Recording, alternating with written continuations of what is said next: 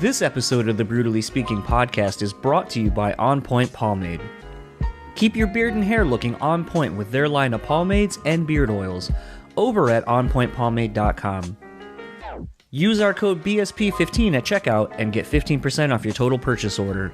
So thanks again to On Point Pomade for sponsoring our show.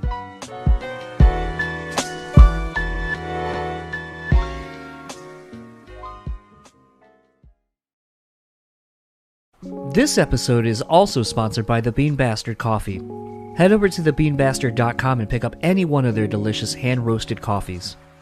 Coffee lovers will also enjoy their hand-cut and handmade espresso candles and soaps as well. If you're in the Buffalo, New York area, head to their store located at 448 Elmwood Avenue. And thanks again to the Bean Bastard for supporting this show. The Speaking Podcast is proudly sponsored by Rockabilia.com. With over 500,000 officially licensed items in their online store, you're guaranteed to find something you need. Use our code BREWtally and get 10% off your total purchase order. Now on to the show.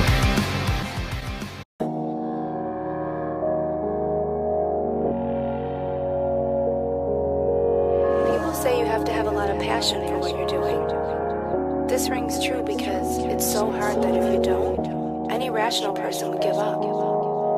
It's really hard, and you have to do it over a sustained period of time. So if you don't love it, and if you're not having fun doing it, you're gonna give up.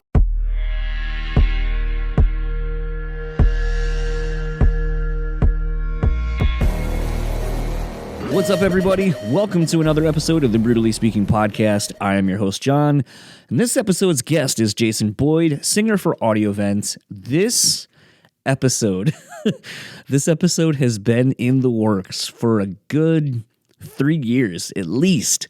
I had reached out to Jason a long time ago, before even the Audiovent reunion was announced, and Jason was interested in coming on, and we just kept going back and forth, and as you'll kind of hear, Jason's just not.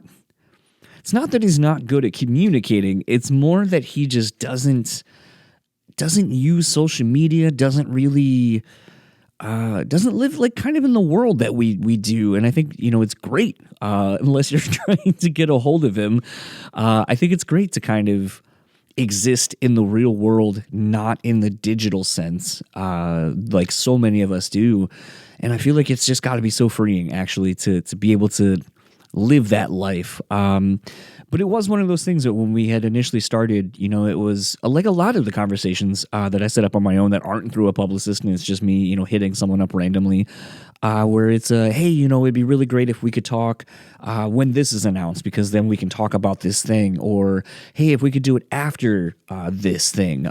So there's a lot of times where I have to wait and be patient, which is something I am good at, but I also fucking hate. I hate being patient. And this was one of those where I just kind of had figured it wasn't going to happen. I hadn't heard from Jason in a while, about a year and a half. And I was just like, I'm done. I guess it's just not going to happen. And just, it's fine. There are a lot of conversations that look like they're going to happen, and I've literally been sitting right here, getting ready to do them. And then I get an email or a text or something from someone, and it's like, yeah, man, sorry, not happening. And then they just don't happen.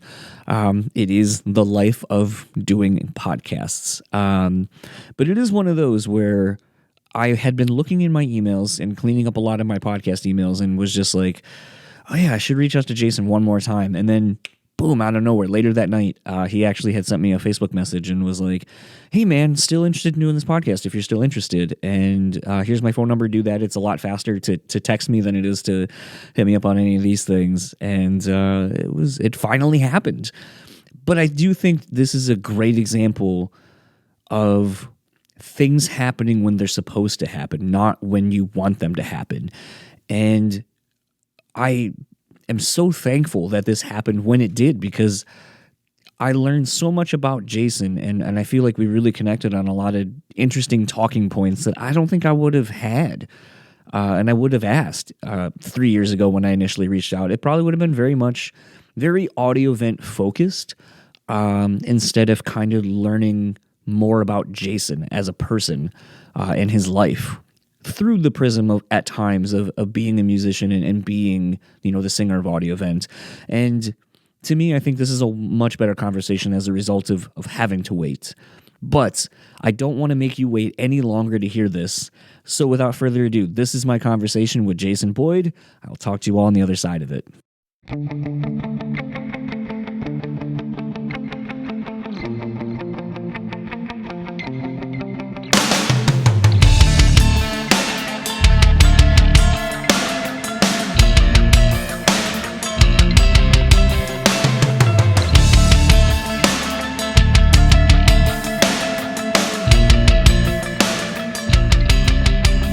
Our time we've been kind of talking in brewery. I'm a very isolated person most of the time. I kind of keep to myself and I make shit. So, well, I feel like, and we're already going because it just goes. We don't, like I said, it's not an interview; it's just a conversation, right. So it makes it even easier. But I feel like that's even interesting to me. Like I feel like you have to be, I think you're probably at least a good 8 years older than me. I'm going to be 38 this year. So I feel like you're probably in your early 40s ish. I'm 42 actually. So I'm 4 years older. Okay. Yeah. Okay. So, but I feel like you and I collectively are on the cusp. Like I kind of get to hating social media now where I'm like, I really would love to like not have it. I find that my interactions with it are a lot fewer and farther between, and if I didn't have this where I had to kind of post, I wouldn't. It gets to the point where like I was looking at podcast stats earlier today and just kind of looking at stuff, and there's stuff I used to do where I would like pull little snippets from this and like throw it during the middle of the week and be like, hey, here's something if you haven't checked out the new episode, and it like got no interaction, and I'm just like, why the fuck do I do that? Like, what's the point of spending more time doing something that doesn't quote unquote get actual engagement when I could be utilizing that time and having actual engagement with people in real life? Yeah, that's totally true, and I ran into some of the same issues because when you do anything you do that you care about and then you want to share it with the world in a quick way, the way we have, the access to it now with social media. If and this is for most, I feel like most people in general, the thing you're putting up that you're so in that moment, like I made this, or I took this picture, or whatever, if it doesn't get the gratification that you're expecting in your head or that you already have for it in your head, all of a sudden you feel terrible about yourself and feel terrible about even trying to put it out into the world. That's been actually part of my problem for years now, is learning the changing landscape of how to put things out and whatnot. I'm always gonna make stuff. I'm always gonna I'm making music right now. I'm making a record for myself, and then we're gonna be speaking of, well, we didn't speak about it yet, but Audiovent, getting together with Ben hopefully this next week you got it right there. To work on the actual second record that we never put out. So we've got a bunch of songs, and both he and I have been writing separately. So gonna have more of that. It's funny to me because like when you messaged me and I said it was serendipitous timing of like I was kind of cleaning out my inbox, just kind of going like, all right, like that one seems like it's not gonna happen, whatever. And for some reason, I think it was because like I lost the email initially, and then I was like, fuck, like you're not active on anything. So it's not like I can just be like, hey, quick DM, like, hey, are we still good or whatever? And we'll have that constant communication. Yeah. So finding that email again, I was like, I should reach out. And I was like, cause before it was, let's do something soon. We're kind of working on some Audiovent news, so it'll kind of be perfect timing. And then it was, well, let's wait for the shows to get announced. Let's wait for this. And then the shows kind of came and went. And then it was, I was like, all right, I guess like the moment kind of came and went. So like, you're probably like, I don't want to fucking talk about, something that happened 20 some odd years ago, or for it to be the crux of a conversation. But it kind of seemed like those shows went well. And I know at the time I was pleasantly surprised to hear that you guys were doing, reunion shows or whatever. Yeah. And it's funny how it came about too, because we were almost going to, the reason we even started talking about playing together again was because Hoopastank was doing a tour, and they wanted us to join them. And so we're just like, oh, that might be kind of fun and random, and just like, because we're friends with those guys. it didn't end up happening. Obviously, I think they had to cancel their shows and everything, but it spurred us to be like, why don't we just play our own shows? We could probably, bring enough people in to make it fun and, worth it, and make some t-shirts and, do the whole thing just for a short little thing just to see what happens. And it was great. Excuse me. I wish we could have built on the momentum of that, but then COVID happened. And I was like, I think everyone's momentum got killed. Everyone's momentum got killed. Yeah, exactly. How were those shows? I mean, I know it's always one of those things. I get so mad living here in the Midwest and, flights not being insanely cheap, but it's like one of those where it seems like the West Coast always gets the best reunion shows where you're like, fuck, man. Like, granted, I have since been to the West Coast and I've been to some of those rooms and, paying $20 to see some small ass band I've never heard of at the Viper Room seemed a bit much, but those are kind of the situations where I feel like if you lived out there would be fun, because then when you have some of these one-off reunion shows, it'd be like, fuck it, I'll go. Yeah. And thankfully, a lot of people did say, fuck it, I'll go, because that sounds interesting, man. Haven't heard this band in forever. I wonder what the hell they're doing. They probably gained a little weight, and they probably look like adults now. But we were still thrashing. We still had a great time. The shows were awesome. It was really, really fun to just get back to. I hadn't played with Ben in forever. Besides, a lot of my adult jobby job stuff has been commercial singing in the commercial world and doing that. And before the pandemic, I was kind of making a killing on that. It was great. But and Ben does that actually. So he and I work together a lot on that kind of stuff too. But getting to play together in this capacity, and then bringing Paul back in, and I hadn't seen Paul for years. I mean, Paul's married, has twins, lives in Arizona. Like he's good, but he it's just so nice to gather him back together again and get some of those same vibes back. We didn't have Jamin. Jamin's kind of he's in a different place in his life. He's also doing the commercial writing stuff, but I don't know that he plays drums as much anymore. So we got a guy named Chae, who's just awesome, and he's a good friend of Ben's. He's in the production world, so Ben knew him through there, and he was a big Audiovent fan, which was fun because he knew all the songs already. So it was a really good time, really great turnouts. I want to do more of them. It is weird playing old songs. I know that because I wrote those. I mean, we wrote those songs together, and I wrote those lyrics when I was 20 and 21. And I'm 42 now, so I don't resonate with those lyrics at all anymore. But I mean, that's what happens when you make a piece of art that you keep having to show. I mean, shit, we were getting tired of the stuff when we were on tour, but you just have to find new ways to make it fun, always. Well, I mean, that kind of brings forth a few different questions, actually, and one of which I guess I'll start with, since we just ended with that. Kind of going back to something you wrote half your life ago. Mm-hmm. What do some of the songs mean to you now? Because I'm sure you have to kind of maybe not put yourself back into those same situations, but maybe think about how those lyrics now apply to your life now as a 42-year-old versus a 21, 22-year-old. How was that process for you?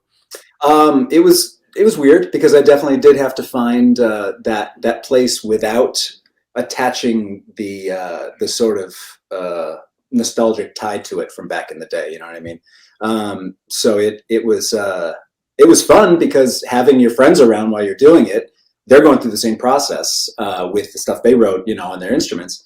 And there was a little bit of updating that went on. We made I kind of morphed the melodies a little bit to a place. I mean, when we wrote that record and then we went on tour, I mean, I was like screaming basically at the top of my lungs and destroying my voice. And then we'd have to go the next morning at like early mornings and do radio shows and like that whole world. So it was never ideal how we were doing it in the first place and how we wrote the record.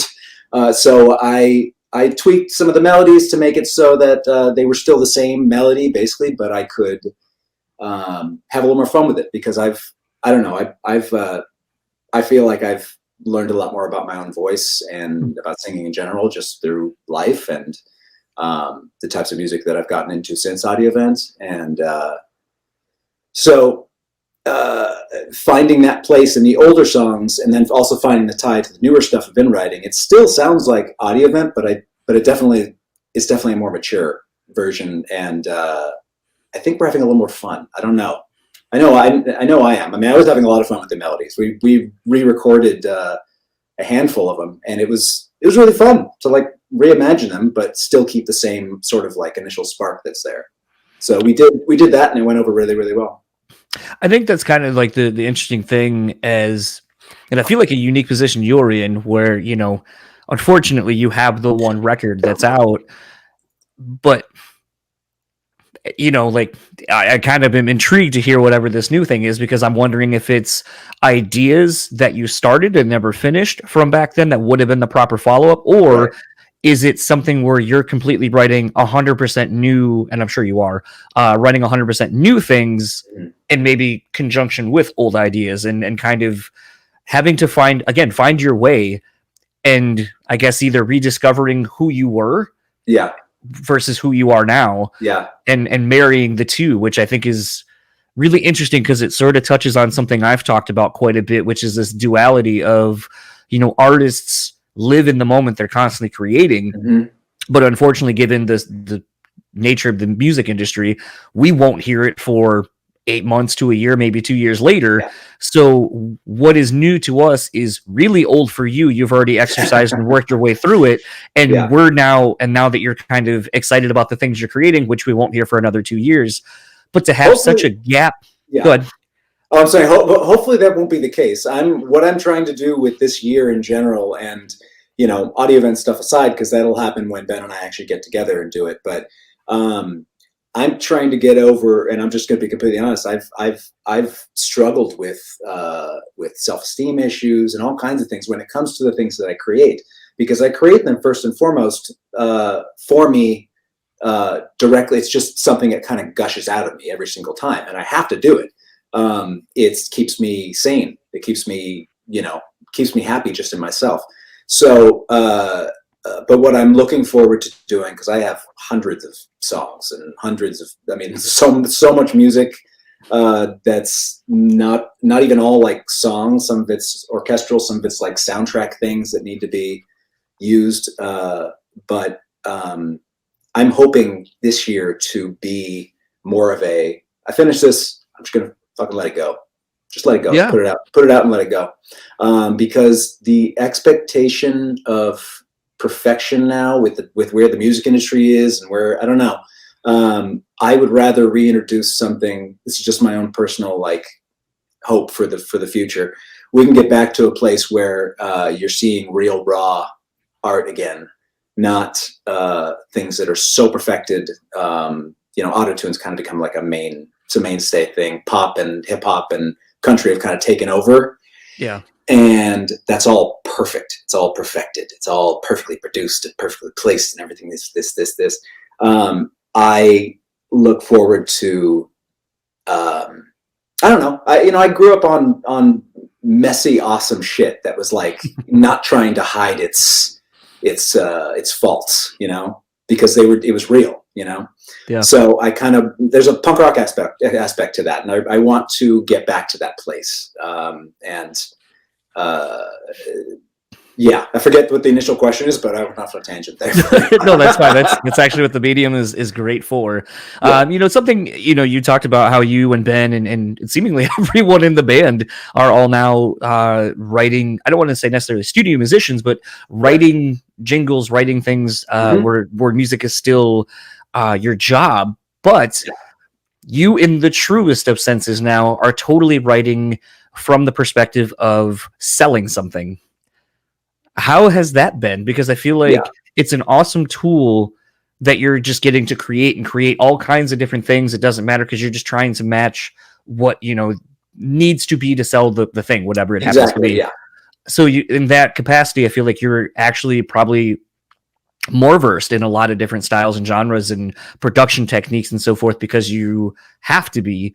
Absolutely. Yeah. But has it maybe kind of devalued? I don't want to say it like that's the only word that keeps coming to mind. Yeah. But kind of devalued it because you're looking at it and what you're creating is essentially for commodifying something. Yeah, I mean, not necessarily. I mean, I haven't felt that way. I haven't felt that way. There's been it's been fun because you get to actually use what you know how to do. And I mean, my voice has been on various national spots doing, like, you know, I think the last major one that I did was a GMC ad that ran for like a year and a half. Like, it was on nonstop. And it's funny because it comes on, and every time it comes on, you know you're getting paid. So it's like, it's like, okay, there's nothing wrong with this because this is making it so I can make my own art like all the time.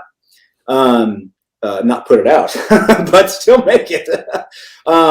Gather the arsenal for when the battle begins, if you know what I mean. So in that sense, no, I haven't felt that yet, and I kind of like to be stretched in that way. I don't know how Ben feels about it. He's done significantly more of it than I have. He has his own company now where he's doing that, so I don't know how he feels about it, but no, it hasn't bothered me in that way, and it's made my own art. It's made me appreciate it even more, I think, to tell you the truth. And I don't know. It's only added to I love the cinematic aspect of music, pairing it with picture in general. Mm-hmm. So, and I want to do more of that. I've gotten the opportunity to do little things, but I would love to score films. I would love to score TV shows and do all that kind of stuff. Cause when I write music, I see picture, I see things going on. So, yeah, I love doing it. I would love to do more of it, to tell you the truth, but also release records and do things that are just purely from the gut, the soul. You know what I mean? It's funny you mentioned the, like, kind of seeing pictures when you're writing it and so forth. Mm-hmm. A friend of mine, Andrew, that's in this band, The Ghost Inside, he released a new solo record like a couple weeks ago with his project 1 Decade, and it's called Chromesthesia. And basically it is like when he writes, he thinks of colors. We've talked about that. And it was one of those where he released it and each song is a color. And it's cool. We're going to have a discussion soon about kind of breaking down more of just like, okay, what about this makes you think of cyan, makes you think of rust, makes you think of, the names you gave each track. Yeah. But it's one of those where sometimes, like, one of the few other people I think that kind of has it, even though I think it literally drives him crazy, is Kanye. Like, he talks about how he like sees music and can like smell music and all this kind of stuff. And it makes him feel this way. Unfortunately, I think he is very smart and gifted in that capacity, but I think it stunted him in almost every other capacity of being a person. Definitely. Yeah. So I mean, that's also the rub of there's a blessing and a curse to when your body and your brain just sort of pushes this stuff out of you, and whether you're seeing color or you're seeing picture, whatever, while you're doing this, if you don't have exactly the right avenue for it, it can definitely mess you up. Yeah, I mean, Kanye's doing all right. He's I don't know how he is personally. I don't know. He seems like he's doing all right. He's he's Kanye. Yes, very much. Where has been one of the most random sources of inspiration for you, where either you thought of something musically because of what you were viewing, or something you were making musically? Okay. Thought of an image that would go great with it? Let me see. I mean, this happens every time when I'm watching a movie that I love what's going on with the cinematography. I mean, I've done this where I'll turn the volume, I'll mute it, and I'll just like hear another soundtrack to it, basically just what's going on in my head. And I'm just gonna be completely honest with you. It's funny.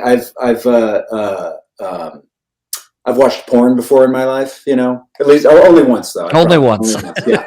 And it's funny. I have noticed that sometimes if there's, I don't know, if I'm watching porn or someone's watching porn or something, for some reason I get weird ideas. So that's a very strange source of unintentional inspiration. If I see people having sex, I'm going to start writing something. As long as I guess it isn't you, where you're like, exactly, hold on, I got to go grab this. I have a melody in my head all of a sudden. Yeah, sorry. Exactly. We'll get back to it. That, or maybe I should start scoring porns. Maybe that's what it is. That's. I mean, after watching, I just started watching the Pam and Tommy thing. Oh, how is it? I think it's amusing, but I think I don't know if people were expecting it to be more serious. Oh, because it's kind of like they're having fun with it. Oh yeah, like Tommy Lee's dick is voiced by Jason Mantzoukas, and they're having a conversation. They do that? Oh yeah, and then they show it, and it's like moving, and it's like wiggling up to talk to him. Do they show the mouth talking on the penis? It's a fake dick, so it clearly is just like a hole that like is not your urethra. Still, they do the thing where they're making the mouth the penis. No, they don't do that, but okay, like that's been in my head for a while. Like there should be some weird random like adult swim show where there's a dick that just talks. I mean, your one of your last posts on Instagram would definitely lead me to think that you're heavily influenced in kind of that William Street Adult Swim kind of style. I love Robot Chicken, especially. Yeah, I would love to collaborate with those people. I love making stop motion things, and just that last thing that I posted, and I do this all the time. My phone is filled, my voice notes are filled with tons of these, but I'll just have a random thought where like there's a little conversation that happens or a character needs to get something out.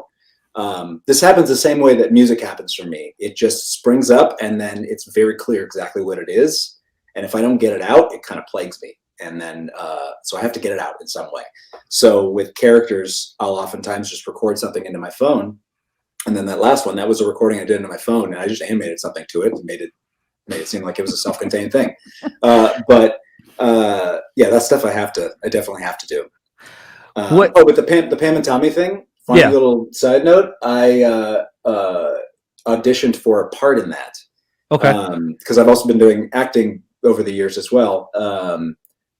I auditioned for, I haven't seen it yet, and I don't know if it's up yet, but it was for the bass player of Third Eye Blind.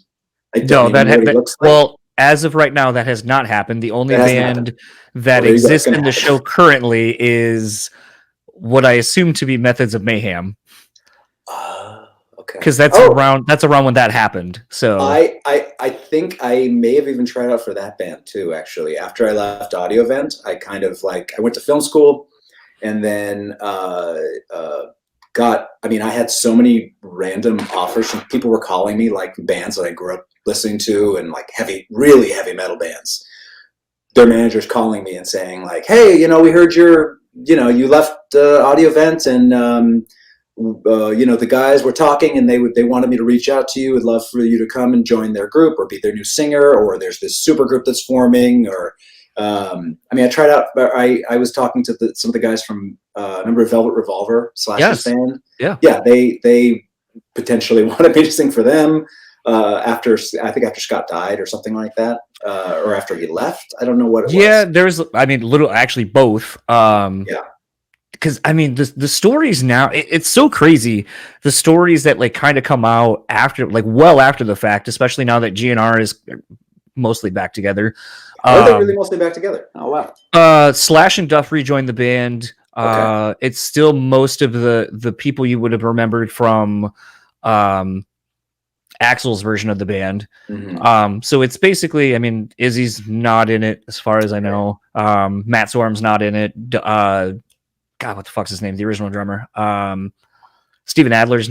Oh, Steven Adler. He comes in sporadically and will play one or two songs. But it's one of those where, and all these years later, Corey Taylor was like, oh, at one point I was tapped to do Velvet Revolver. And then you hear Josh Todd from Buck Cherry, but then they were like, oh, it's too similar to Buck Cherry. And everyone will make the parallel obviously because he sounds kind of like Axl. This is why you picked him. And, all that kind of stuff. So I know that they were looking in all these interviews I've heard since then, when people that have tried out or were tapped to potentially do it, that it's they wanted someone that could still do the GNR stuff. It sounded like still do some covers. And then once Scott was in, then it was all right, he kind of can do some other stuff because we can play STP. It's almost like the traditional supergroup route where it's okay, we're a new band, but we're also going to kind of play around with some of our older material too. And the bands, because I guess that's how you get ass in the seats. Because Well, yeah, and that's the thing. Yeah, people that are coming there are going to be so stoked if they see, like, if they're coming to watch this supergroup where they know some of the songs, but then, oh my god, they played some of their old songs from the other band. They get so excited. People get so excited about that shit. I feel like sometimes that's a discredit. Like, I mean, it would be one of those things to me where I'd be like, all right, so if you ended up getting in Velvet Revolver, it's like, all right, like, you're gonna play like a couple Audiovent songs. Like, are that you? would be funny. That would be really funny. I would love to see the look on Ben's face if I was in Velvet Revolver and we started playing Audiovent songs. Here's a 3-minute long solo, Ben. Sorry, you didn't write or record this, but also Slash learned your part, Ben. What do you think about that? Yeah. that's wild to, like. I mean, shit. At this point, like, you said Methods of Mayhem and Velvet Revolver. I mean, what else?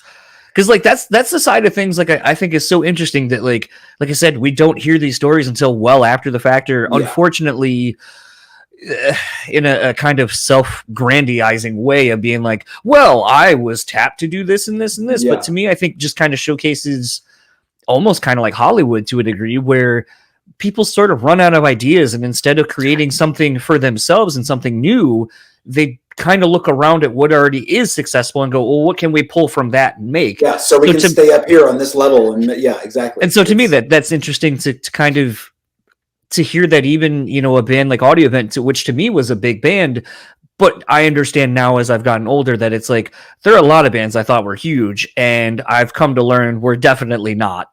Well, I'm glad we were big in your eyes. I'm sorry that didn't pay for the expensive cars and all that with my one purchase of your CD. That's totally fine. Maybe the next one will. I'll buy 2. Okay, cool. Thanks. Actually, I was just reading about how a band is to get around Spotify's horrible pay rate. They are releasing a 1,000-song album. And each song is about 30 seconds long because the new pay rate, you have to play a song for 30 seconds. So they're basically, it's a demonstration of how shitty the pay rate is, and that it doesn't matter the music, because who's going to listen to 30 seconds of something and have that be of any value as an artist? Yeah. So it's basically speaking to the fact that Spotify pays so shittily, and that this is all a fucking joke. Yeah. So they're releasing a 1,000-song album that's only 30-second songs. Wow. Well, I mean, not to brag, but I've got some really good 30-second little pieces. Put them on Spotify. No, you're giving me the idea. Like, why not just say fuck it and just put everything up there in one chunk, and then just be like, all right, get this, listen to it 30 seconds. Wow, so 30 seconds is the new cut. The new like has to be just 30 seconds at least. Yeah. Wow. Yeah, the Spotify is ridiculous. As a play technically to them. Wow. Which like I said, looking at my own stats, I thought it was weird, because it's like you have starts, listens, and then something else, and you just see these numbers that like don't correlate at all, and you're like, well, how do you look at that as to like cognitive data to then try to be like, okay, so this is what it's telling me, and it's like, that tells me nothing. So what's good information? And no matter what, I'm screwed. So yeah. I mean, some of the other services I was looking are a little bit better, but man, it just reminds me of when I was in middle school and high school. The band Audiovent was my life, and we were all we wanted was to be on a label. That was the dream. It was just, you get on a label. There was always like what I call the pretty woman phase in the beginning, where they send you limos, they take you to lunch and a dinner and like strip clubs, and they're doing all the things, and then they hand you the bill. Exactly. I remember distinctly being when we were on Atlantic, and it was toward the end of our run when we were making the second record. Did you ever hear any of the demos that we put out? I probably have, but I'm old and my brain's kind of shot.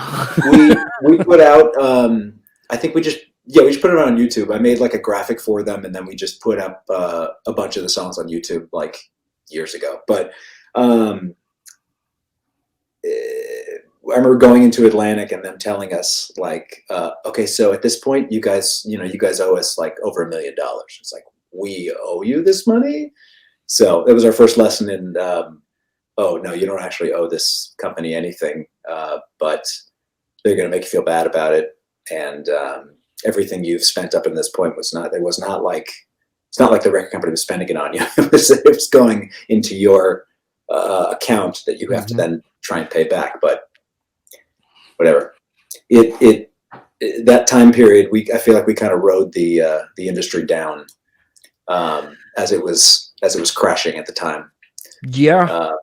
But we had fun. We made like 2 albums worth of music in a house that Atlantic rented for us, and went through a lot of changes. Changed drummers. Jamin left the band, and it was an interesting time. This is maybe a weird question you've never been asked, and you don't have to answer it if it's too weird. You know, I think about things now as I'm getting older, and like I don't have kids, but like a lot of my friends do, and it's been interesting to like kind of talk to my friends who have kids and thinking about my parents from a different perspective now that I'm, you know, older as well. Right. What is it like being in a family where you have 2 signed bands because I feel like parents are always trepidatious about, you know, they want the best, they want you to chase your dreams. Yeah. But also is that side where it's like, well, I don't want you to get your heart broken. I'm worried about you and all that kind of stuff. Does having another sibling that's in a band that's also kind of making it, does it make it easier for both, like the rest of the family to kind of go like, you're not a fucking idiot for pursuing this. Like, I guess it's working here. Yeah. So like, I guess go ahead. I mean, yeah, that was my, are you done? Sorry, I didn't mean to. No, you're good. Okay. I mean, I can tell you just from having the perspective of you know, age and time and whatnot. Brandon having a band. I mean, I started playing drums when I was 12, and Incubus started when I was 13 because their first show was my 13th birthday party. So nice of you. Yeah. Did you pay him? No, but I have the tape somewhere of that birthday party, and then the next birthday party, which was one of our first shows when we were called Tempest. Okay. And we were just like a metal band, and I was doing like spoken word poetry, like dark death metal poetry over like so you're almost Metallica type, yeah. But yeah, so him doing what he did at an early age showed me that, oh, wait, there's a way to do this. And I'd idolized all these bands growing up and stuff, and then I had an example right in front of me, and oh wow, this is the way to do this. So naturally, I was, and Ben's brother also, both Ben's brothers, Paul and Ben, or sorry, both Mike's brothers, Paul and Ben, felt the same way. They're like, wow, this actually looks like it'd be really fun. Let's do this too. Our parents were always supportive. They've always been supportive of everything we've wanted to do. Thankfully, they're very. My dad is a businessman, definitely, but I think he's an artist in the back of his brain. My mom's an artist. They didn't get to live out their dreams in certain ways. They're very happy people, but they didn't get to do certain things they wanted to do growing up. For them, it was acting and singing on stage. They met in a stage production. And then oddly enough, when we both formed our bands, my parents were going through a very lengthy divorce. So you know what happens in divorce, right? Neither of the parents wants the kid to be upset with them, so they just kind of let them do whatever they want. So we were graced with the opportunity to be able to have these like massive parties at our house where my parents just disappeared. The entire school would come. Essentially, there would be mosh pits in our tiny little backyard with like a brick wall right next to them, and like there could have been lawsuits and shit. But it was fine. It was safe, and they were legendary parties. I mean, these were some of Incubus's first shows, some of our first shows, and at some point I'll put these videos up when I need to transfer them, but they're pretty epic. All the mosh pits, especially of like little high school kids and stuff. The more I kind of think about things like that, because something I've kind of been fascinated with in just thinking about it from a mental health perspective and just kind of what does it do to you as people? You know, a lot of people I befriended, in bands and so forth, a lot of them are signed really young, possibly so they can take advantage of your naivety and all that kind of stuff. And, a lot of times I think about, what does it do to you when you start doing something because it's fun, it looks like fun, and I'm hanging with my friends and we're creating music, and it's so simple. That's all that matters. That's all that you care about. And then starts coming some fame and some notoriety on a local scene, whatever. And then maybe a label comes and courts you. And then it turns into, oh, we think you're great and, all this kind of stuff. But then, you go tour. And I think touring and I think traveling is something that, as I've been doing it with my wife in the last, 10 years, it's opened me up to learn more about me, more about the world around me. And I think that's invaluable. But I also think about a lot of the pressures and the things that these labels and so forth are putting children who don't even aren't fully formed in their own capacities, who they are, putting them in these weird situations that are not normal, kind of having to find yourself in that unnatural state. And then when you are no longer like, handing in an album and you're like, man, I'm really fucking proud of this. And they're like, no, I don't hear the single, go back. Or this sucks. And it's like, well, shit, I thought you liked me. Or I thought you liked what we did. Like, and then you kind of go home and you're not normal there because that's not your normal life either. Yeah. So you're just kind of left in this weird in between. And just what does that do to a person so young? And that's kind of where a lot of like some of that question of like, what is it like having another sibling that was in a band kind of at the same time, having some success? Does that make it easier for you and your parents to kind of go like, okay, go ahead and go on this tour? It seems like things are fine and you're well adjusted enough to do it. Yeah, no, they that did make all of that easier. Absolutely. As far as like, my parents trusting that we were going to be okay and everything like that. Like it was, they also, I mean, they saw him how like kind of immediately successful, obviously their success grew, but like Incubus kind of got him with attention right away. And we did in our own way too, but we were always seen as the little brothers. We were called Baby Incubus forever. Like we'd go out on the road. And that was kind of the bane of our existence for a little while. Like I look back at interviews, I feel bad because like I look back at interviews and I had a little bit of a chip on my shoulder because I was tired of like, interviewers always going like, so do you get tired of people calling you Baby Incubus and like, what do you think about your brother, this and that? And so I would get tired of it. But in that situation, I needed to just know my brother better anyways. Because, just throughout the years now, throughout the last, 10 or 15 years or so, especially the last few years, we've gotten really close. And I'm grateful for his experience, for not only him, but for me too. It's been fun to watch and seeing an example of something that can actually like really work. It's cool. It's interesting to me, and kind of what you said sort of led to another question I've always wondered, but it's really a shitty way to, it's not my business, but first and foremost, I'm going to say this, like there was a person that used to work for Roadrunner back in the day that was on this show, Tom Hazart. Don't know if you remember him at all. I do. I think I even listened to the show actually. That was He had mentioned on my show that it's funny that a lot of people, and I do remember seeing that in press too, like, and it's hard not to make the correlation with, both you and Ben, obviously being brothers of people in another band. But beyond that, it was Tom had made the comment. He goes, it's funny, everyone kind of says that Audiovent is the baby version of this. And he goes, but really, I feel like Incubus was always the baby version of what they were and kind of even took a little bit of their sound and ran with it and got bigger faster. And then because of that, that's why the perception isn't exactly how it should have been. Right. And I've never heard anyone say that, but it was interesting to have him say that. Again, it's all well after the fact, so who knows if that's how anyone at the label felt or anything like that. But it was always interesting. And then that kind of made me start thinking it, and we see it with social media now, but like just how there was probably this constant pitting of you two against each other because that's what you do. You can't, there has to be some sort of a rivalry. You can't be happy for your brother's success. And, maybe that's very Shakespearean of everybody to assume that, but it's just one of those things where I can't imagine what that would have been like to, again, be so young and then constantly have people almost throw success in one fashion or another in your face. And it's like, why can't I be happy for my own success and also be happy for my fucking brother? Like, isn't that what a normal person would do? Well, people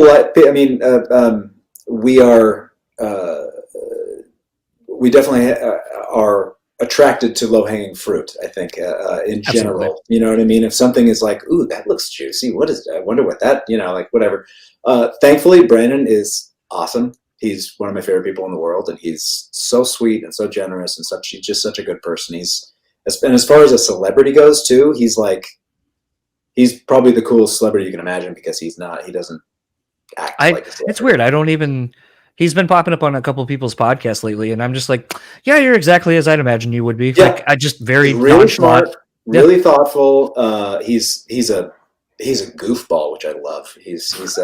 And especially that's one of the reasons why we've gotten so much closer too, is because he's allowed his goofiness to come out, and I'm a goofball at heart, absolutely. So when we hang out, we just get to be like, and this is all I want with the rest of the world anyways, but especially with my brothers, I just want to be kids with them. You know what I mean? Yeah. I want to have that sort of like, let's play. I want to do that with everybody in the world. You know what I mean? Be able to just be on that level with everyone, where it's just, let's play, let's collaborate, let's laugh, let's talk, let's, there doesn't need to be any bullshit or any weird, I don't know. Time is a beautiful thing when you allow it to do its job. You know what I mean? Yeah, it's really weird. Again, coming back to like fortuitous and all that shit. Mm-hmm. I had that same kind of interaction like those last week or so, just having a lot of those moments where I'm like, oh, I'm just glad to like have good friends and have like, like I was telling you, I got tattooed the other day and I didn't follow up with the message I was going to send you because it wiped me out. I was hoping you were going to send me a picture. I will. It's still okay. Good. Yes. Yeah. Picture, yeah. That's a good one. I wasn't expecting that. That's great. But it was a thing where when we were done, like him and I talked for like 2 hours just about some family shit that both of us have been going through and getting older and, being married and kind of, not burying our wives or nothing, but like, just kind of like, don't you find it funny? Oh yeah. Mine does that too. How long have you been married for? I've been married going on 6 years, been with my wife 12. Nice. So, man. And been living together almost the entirety of that time. So yeah, it's I live with my girlfriend now, and I'm usually single. I keep myself alone on purpose so I could just create all the time. But she was a hard one to deny, and then all of a sudden we moved in together very quickly too. Same. So it is, and usually I feel like if you can live together, if you can coexist together, and especially. It's funny, like my wife and I, and so my friend and I, tattoo artist friend and I were talking, because he's very much obviously a creative, has to, draw and come up with things for people and all that kind of stuff. And I was like, I feel kind of the same. Like I had a freak out moment and he posted about this. So we talked about it a little bit further of just like trying to find balance in life as you get older. Because you're like, I want and do a lot of things, but I need time to be with my wife. I need time to myself and do the things I want to do. I need time to do this, which takes a lot of time between setting everything up, actually doing it, making the episodes and all that kind of stuff. And, I work like 3 part-time jobs because I want the ability to do what I want when I want. Mm-hmm. But at times I feel so overwhelmed and like I'm not succeeding or giving enough of myself in any of the things. So it's actually a detriment. Yeah. And I feel overwhelmed. And that has been something, after going to therapy and stuff like that this past year, for me, it's really taught me to just be more present in the moment and enjoy the things that you do, put all you can into it. And sometimes it's not always going to work out, or it's not going to be what you hoped it would be or wanted to be, but it's not going to be a forever thing. And if it starts feeling that way, then you have the ability to change and change anything. Yeah. Yeah. And so that was, a lot of that's been coming full circle again in the last like week for me, where I'm like, I'm not spread too thin. My friends know that they mean something to me and that there's value there, and that, we don't always have all the time to be with our friends or our family or whatever, but we just need to make the most of the time we do have. Yeah. But I also had made a comment to my wife because she was like, "Oh, I feel so old lately," and I go, "I guess you're only as old as you feel." And perpetually in my head, I feel like I'm somewhere between 22 and 24 at all times. I feel like I'm a little kid too, and the only thing that keeps me remembering how old I am is the gray that will not go away in my beard. This is like the only place I get gray, right here. Maybe a few little wisps in my hair too, but yeah, no, I know what you mean. I'm glad you found what you did in therapy, man. You know, I'm back in therapy now too. I mean, I've been in various therapy situations throughout my life, and it's a very, very necessary thing. It's a very, very necessary thing to get things out. You need to get out, in a way that's like reflective, so you can actually see what's going on in your own life. You know, it's everything can bog you down. You know, life can become a soup that you don't and if you're in it, you don't know what the hell's in it. You got to get out of it. You got to be able to have some perspective. So yeah. Got to be able to taste your own soup sometimes, I think that's kind of like the thing as I've gotten older is, just not being afraid to, I guess, put yourself out there first and foremost. Yeah. Like, right before you and I started this, I was like, I want to start branching out. I want to start having different kinds of guests on. I don't want to just be solely focused on music, even though I feel like half the time now in the last year, the show isn't really music based. It's not like I'm interviewing you, like going like, all right, so let's run down track, 3, like tell me about how, like where that came from, or tell me, a story about recording the record. It's more about just getting to know the person and having like a human interaction. Which I like that, man. I like that route you chose, because that's I feel like that's the connection people can always make with people they don't know when they see or listen to this or whatnot. They can I don't know. We're all going through something. We're all going through our things in our own way, and I think it is better to have straight conversations and kind of let it go where it wants to. Well, I feel like on top of that, it's more like going back to what we were talking about in the beginning. I think the thing that drove me to this medium, other than I just like to talk, but like, is we're of the age where we didn't have social media. We didn't have those things. We were forced to actually talk to our friends, and learn about these people.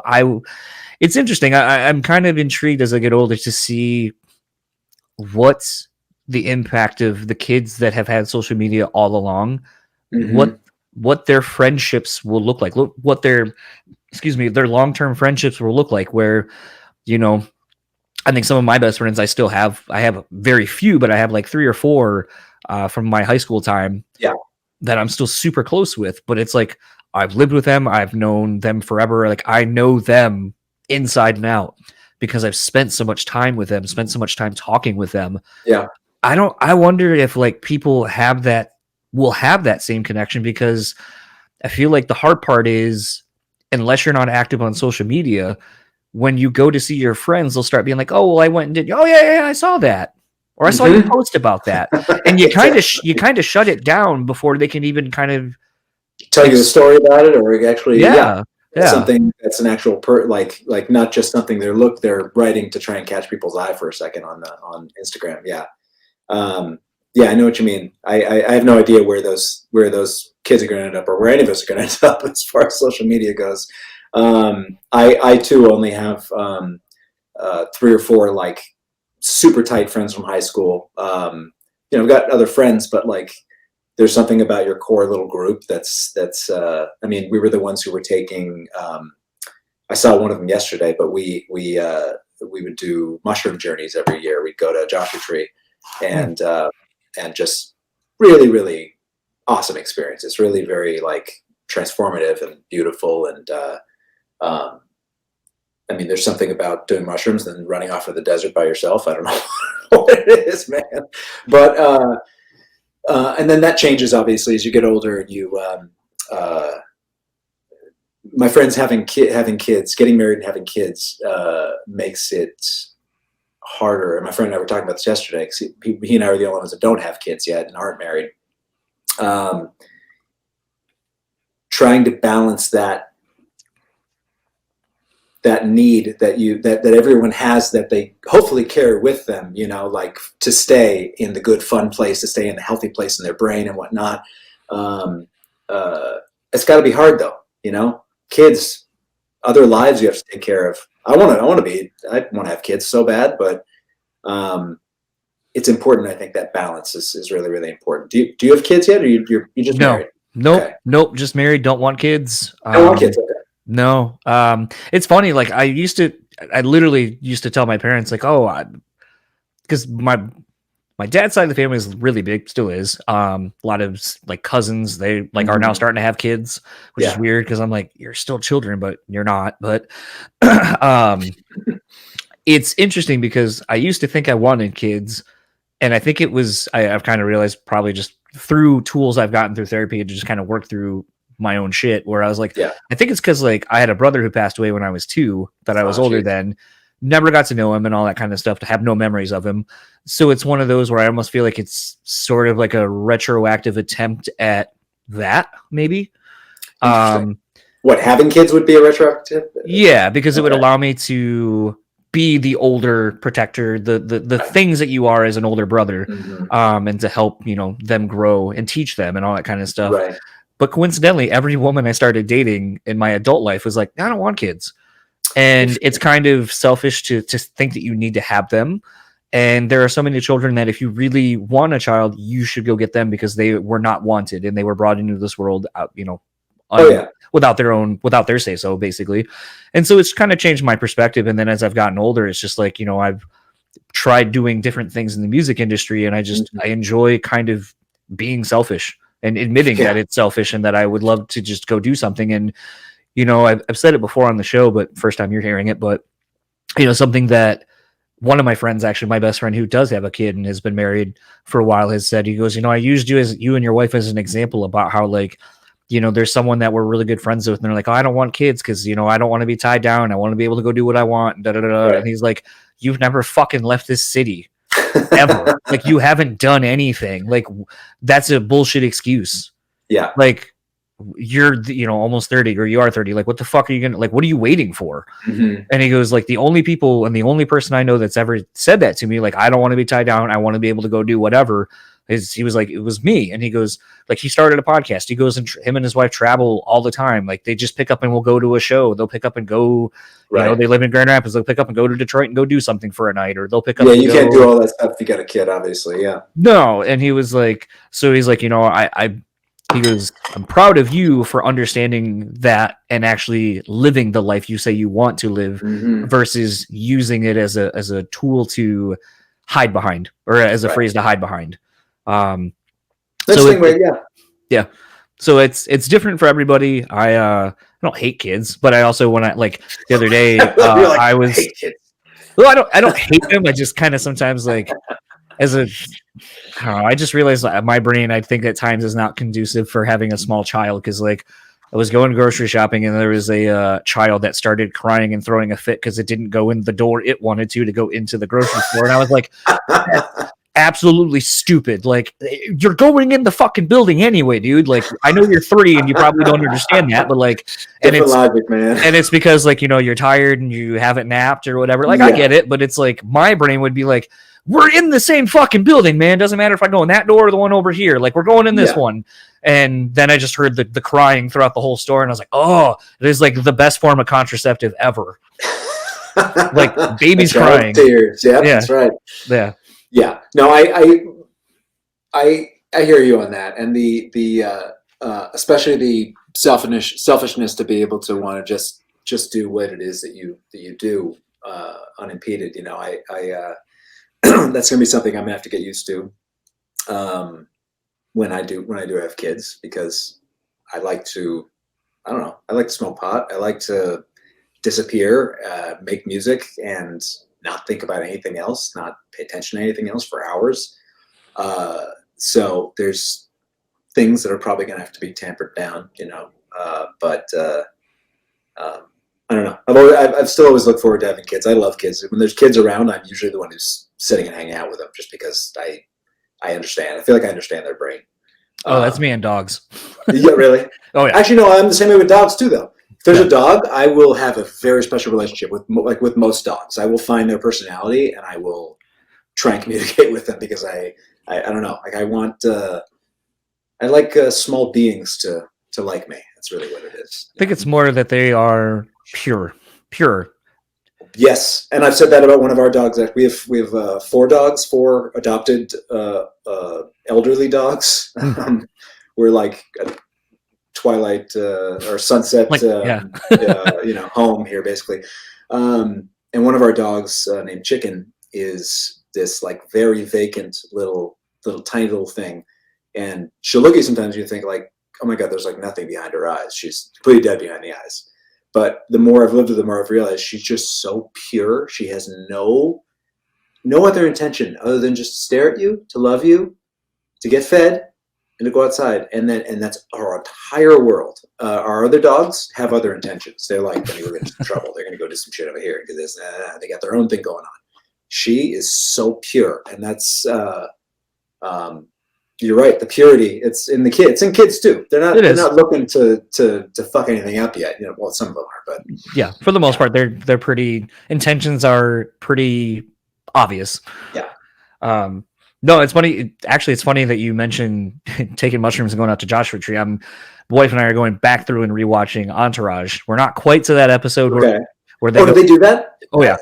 Oh, I have to watch that. I didn't. Yep, I didn't it's like season 4 or 5, I think. But then Eric Roberts leads them out to Joshua Tree to go do on this trip, and it's a pretty monumental episode. And it's one of those things like I was just telling the story to my friend the other day when I was getting tattooed. I was like, I haven't done shrooms in probably since I've been with my wife. So it's been 12 years at least since I last did them. I've microdosed on some acid here and there to kind of satiate that like psychedelic aspect of things. Yeah. But I was like, man, like every time I've done shrooms, I feel like it's such a transformative experience for me. And it always reveals something to me that I was like, I would be interested to see, almost, 2 decades later, almost at this point, worth of life experiences and therapy as another like arrow in my quiver. Yeah. Like, what will it present to me and how will it teach me something now? I think you'll probably be pretty proud of where you are, especially since you've been doing the work in therapy and like, finding your happiness and stuff like that. It's I have a friend who calls them little teachers because that's what they are. They're going to show you something, and you just depending on the amount you take. What I've been getting into is just microdosing because there's companies. The psychedelic marketplace is going to be popping up here, and so these companies are already starting their push. So we get some of these like gummies that are microdose gummies, and it's amazing because I suffered with depression for most of my life in one way or another, and it's amazing. These things have made it so it's almost non-existent, and I'm just more focused. And it's not like you're tripping. You don't feel the same sort of like, I don't know, maybe every now and then you'll get a little mushroom yawn, like where you'll yawn and you'll feel like, oh, okay, I feel the mushrooms like in the back of my neck or something like that. Yeah. But microdosing has really been amazing at just like taking all of the shit that's going on and focusing it. It's really awesome. I do like mushrooms. That's sort of been my MO for weed in the last like three-ish years, like is when I started. Like I've never been into it, but like it was like I have such an active mind that I was like, it's so hard for me to go to sleep. And sometimes like my parents had actually at one point were like, when I was talking about smoking and all that kind of shit, and they were like, well, and I was like, you can't say anything, dude. You've smoked since I've been around, like alive, and even before that, so like you have no leg to stand on with this. Yeah. And so he was like, well, you say you use it for sleeping, and I go, yeah. And they're like, well, like how many hours of sleep do you get normally? And I go, how many hours do I get, or what should I get? Yeah. And I go, because like typically I'd say I can probably was used to like 4 hours, and then like I'm up, and then I'm up. 4 hours of sleep. That's really all you are able to get. That's about on average about what I would get. And then it's kind of interesting because like we went to Nashville about a week and a half ago, and would put a pretty good one on, like drinking. And then I learned that like if I smoke beforehand, like no hangover, wake up great. Oh. But even then, like if I'll have been up at like let's say like we close down the bar, so 2-3 o'clock in the morning, go home, smoke, I'm probably up by like 7:30.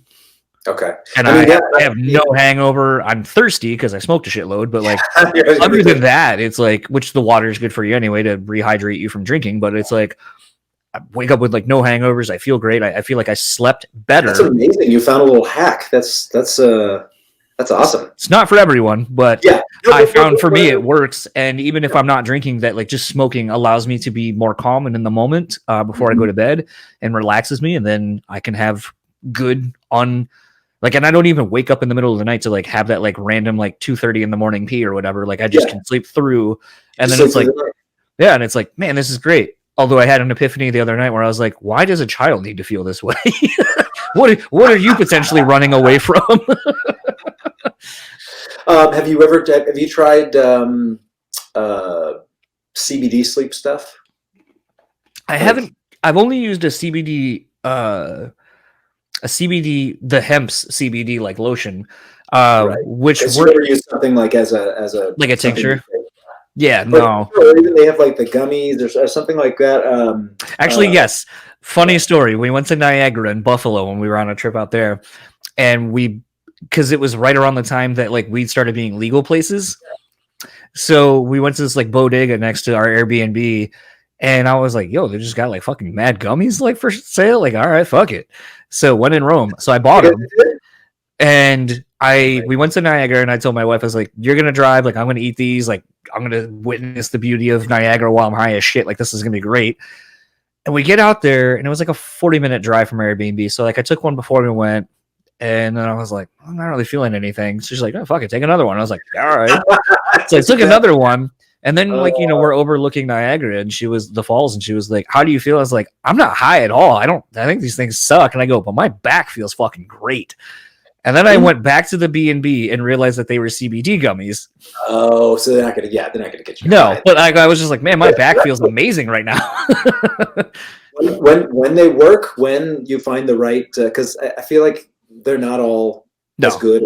No, they're not all really strong. But when they work, you absolutely feel it. And I mean, some of the ones my girlfriend has, I'll send you a couple of different companies that might actually work. Try them out.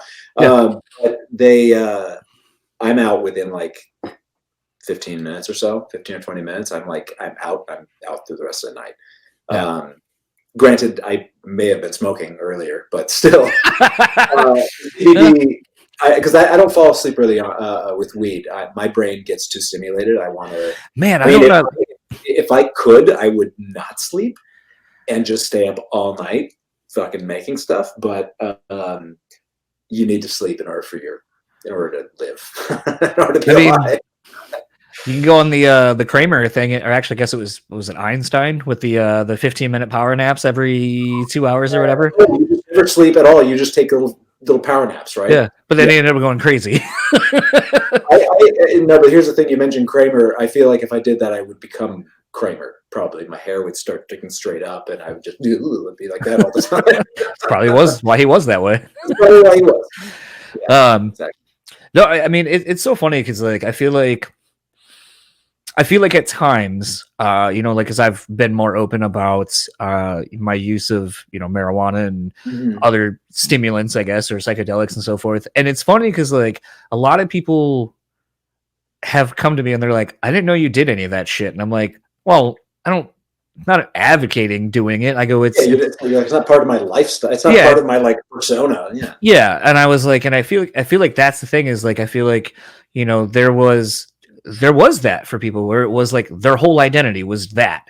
Yeah. Something my wife and I joke about is, because she went to college, she was like, I just hate people like who smoked weed because it was like an event, and it was like, well, we can't smoke now because we got to wait for Bob to show up, and then Bob's going to come and then we're going to fucking smoke. So like, we're waiting for Bob.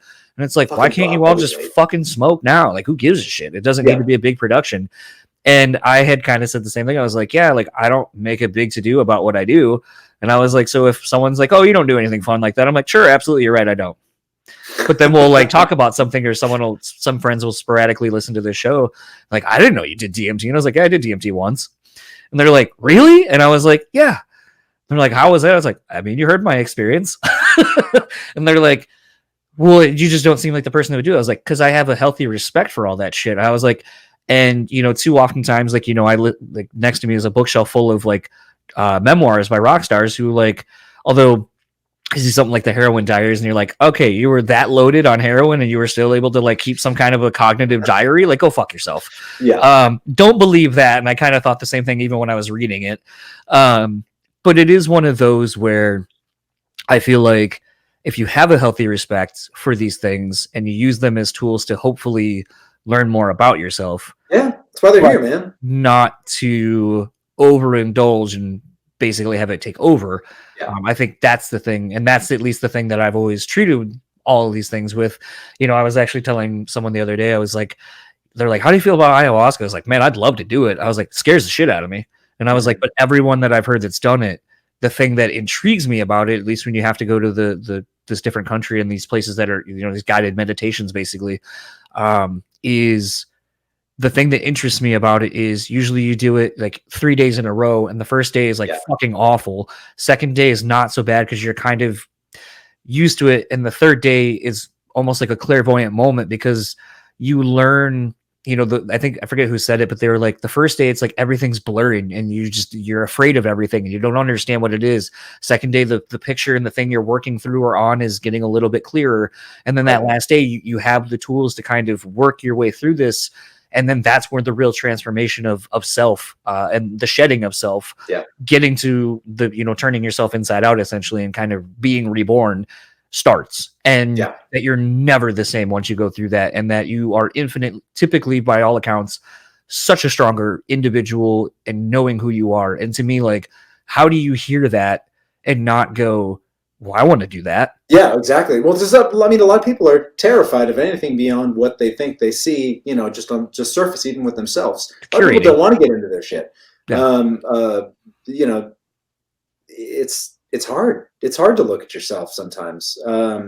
With the ayahuasca thing, I've never done it, but I've heard great stories about what you see, what people have seen. Everyone sees something different because it has to do with your own personal demons that are going on and they're trying to get out. And that's, it's pretty prevalent out here. There's places that do it not too far away from my house here, where there's like shamans that'll do this. You go and stay at this house for 3 days or whatever, even just a night. I know people that have done it once and been like, this is incredible. This is, and they're like, that was an experience. I threw up a bunch. I saw like my dead grandmother, and she told me, like, there's a spirit in the forest you need to find, yada yada, but like, I'm all about it. I want to try that shit too, definitely. It's funny you mentioned, when did you say you smoked pot for the first time? Started doing it more consistently probably like 3 years ago. Okay. Because I didn't smoke at all until my first time was making the Audiovent record. And I was the one who throughout high school was like getting on my friends' cases about doing drugs, doing anything that was like, or drinking, doing anything. I was like, you guys are losers. You guys are gonna regret this. And I get in the studio and I have all three of the other band members going, come on, we got this bong right here. We just loaded it up for you. Just try it. Your brothers both do it. All your friends do it. Just try it. Just try it. Trust me. It's going to make this recording process. Do you think any band has not gotten stoned when they're in the studio? And I'm like, actually, wait, there's some logic there. Okay. I'm terrified, but I'm going to do it. And that's on video too, actually. That's another one I got to put out of, they recorded me smoking pot for the first time while we were recording the Audiovent record. Do you remember which track you were tracking for at the time? I don't, because we took so long to make the record. It was a year-long process because we had, it wasn't just us in there doing it. We had the label, basically going like, where's the hit? We don't hear the hit. We need, why don't you guys write a couple more songs or change this lyric because no one's going to understand what was it? I remember meeting with, so we were gonna have the guy Michael Beinhorn produce our record, who did. He's been on the podcast. Soundgarden, Korn. Yes. Mm-hmm. Oh, we loved him. We only briefly got to hang out with him, and he seemed to like our band and everything, and wanted to do the record. He got offered a Korn record after he agreed to That's do what ours. we talked about. And then, and then he said, sorry, guys, this is a bigger opportunity for me. Made a lot of money off that. Yeah. But I remember we were working on The Energy with him. And the line, I think it's still in the song, closer to closure. I believe so. It's in the second verse. Closer to closure every now. That one, that part. Yeah. The song originally, the chorus had the word closure in it. It was because I was writing about breaking up with this girl. So the original chorus was like something like closure takes more than I can give. Something. It was like kind of more poppy. I don't know. The label came in and our guy was like, closure's not a word for young people. That's like some therapy shit, man. You can't use the word closure. No one's gonna get that. We were so pissed about it, but then we ended up writing the chorus to The Energy. So, it ended up working out. It was fine. But we all were getting into therapy at that point too. So that's, I guess, why closure was in my head. I was going to therapy for this breakup, and we were going to band therapy, all that stuff. How is that? Because and not to get too into the weeds on that, but I feel like the only example really we've ever seen of that is Some Kind of Monster, where it's almost like everyone, I think, has this image of the band therapist going in and being like, well, I think actually, Lars, you should play this polyrhythm over James's thing because it's, whatever. And it's like, that's not really, that was such an anomaly of what I think group therapy, I guess, really in the true sense of the word, is what it is, because they're not going to be in the studio with you typically. But I mean, in that movie, that guy was, right? Yeah, and it was very weird. It was very strange. I mean, it's interesting because we actually did a VH1 special called Band Therapy, where and I haven't looked for it, so I don't remember exactly what happened. We went to the House of Blues in Hollywood and used one of their rooms and shot in there, and basically sat around in cushions. And the therapist that was doing it at the time, he also worked with Incubus for a second, but everyone kind of fell off his radar a little bit because he was starting to sort of get into the fame, get into to be a famous therapist, I think. At least what Dr. Drew kind of guy. Yeah, and so everyone was like, "Wait a minute, dude, that's not what this is about. Like, we're trying to actually heal our issues and grow together." And not to say some of the tools that he gave us didn't help at times, but a lot of them made us kind of walk on eggshells all the time with each other, and that kind of made things worse toward the end because we didn't know how to talk to each other besides therapy speak, and not really getting to the heart of things, but dancing around things. You know what I mean? I'm going to take this hoodie off real quick, so I want to not to interject. I just won't be able to hear you for just a second, so hold on. It's okay.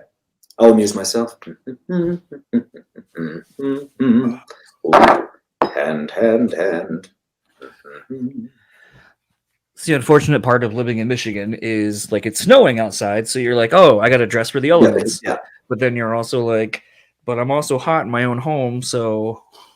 How's that been, man? Is it dumping outside? A couple of I'd say about a week actually it was right before we left Nashville. So about a week and a half, 2 weeks ago, we got 9 inches in one day. Oh wow.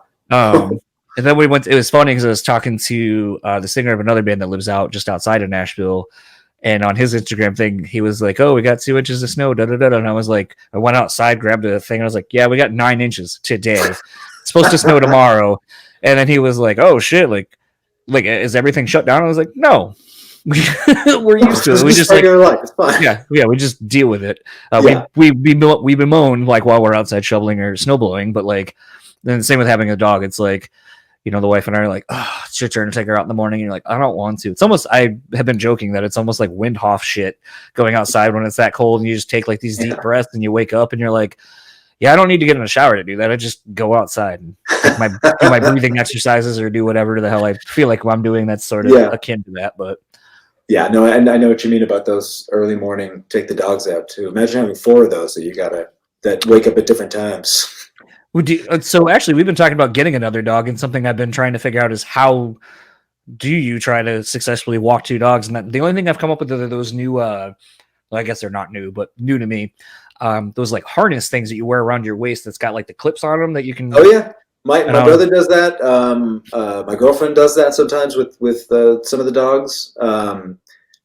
I've never done it, but because the leash that I was used to walk my dog that I brought into the situation, Zool, is a little retractable leash thing. It's almost like I'm fishing. Yep. I say it's like flying a kite, a shitty kite. Yeah, it's like flying a little 14-year-old kite that's just really slow and doesn't want to walk. But it's all right. It's all got to get done. But no, you were. I kind of had cut you off unless you were done. Talking about just group therapy. Like, do you feel like that was something? Because I feel like a band that young, I feel like that's not something a lot of even young people in general would go to. Do you feel like that's why? And not saying you're not friends because you've already addressed that earlier, but like, do you feel like maybe that's why you're still in contact with and still friendly with everyone because you so early on addressed and found ways to communicate with each other like that? I mean, maybe. I don't know. These guys I got together with at such a young age. I mean, like I said, I started playing drums at 12, and then we started. Ben, Paul, and I started our first iteration of the band that next morning after my 13th birthday party because they all slept over. And I had just started getting to know them anyways. But I thought they were cool. And Paul was especially special to me at the time because he and I used to go to the beach. I mean, I seen him at the beach all the time. We grew up surfing and stuff, going to the beach. And Paul really wanted to be my friend. He was older than me, but he really wanted to be my friend, and he really wanted to come to my birthday party.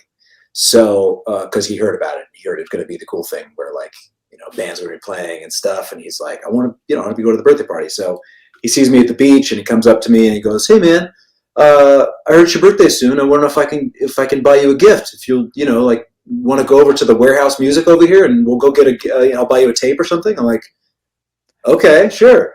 So on the walk over, I invited him to my birthday party. He buys me. Remember the band Body Count? Hell yeah, Ice-T? Yeah. I just went and saw Ice-T. You did. In Is Buffalo. he still doing Body Count songs? So Body Count has put out 3 records in the last. About the first one, man. No, so Body Count's put out 3 records in the last 10 years. Will Putney, who I just aired that episode, he's produced the last 3. Oh no shit. And Ice-T, when I went to go see my favorite band, which just broke up, they do an annual Every Time I Die. They do a Christmas show, and Ice-T went on. He wasn't the headliner, but he was basically direct support for them on night 2. And it's the second time I've gotten to see him do a rap set where he's doing all the shit off of 6 in the Morning, Colors, like Nino's theme from New Jack City, doing all those songs.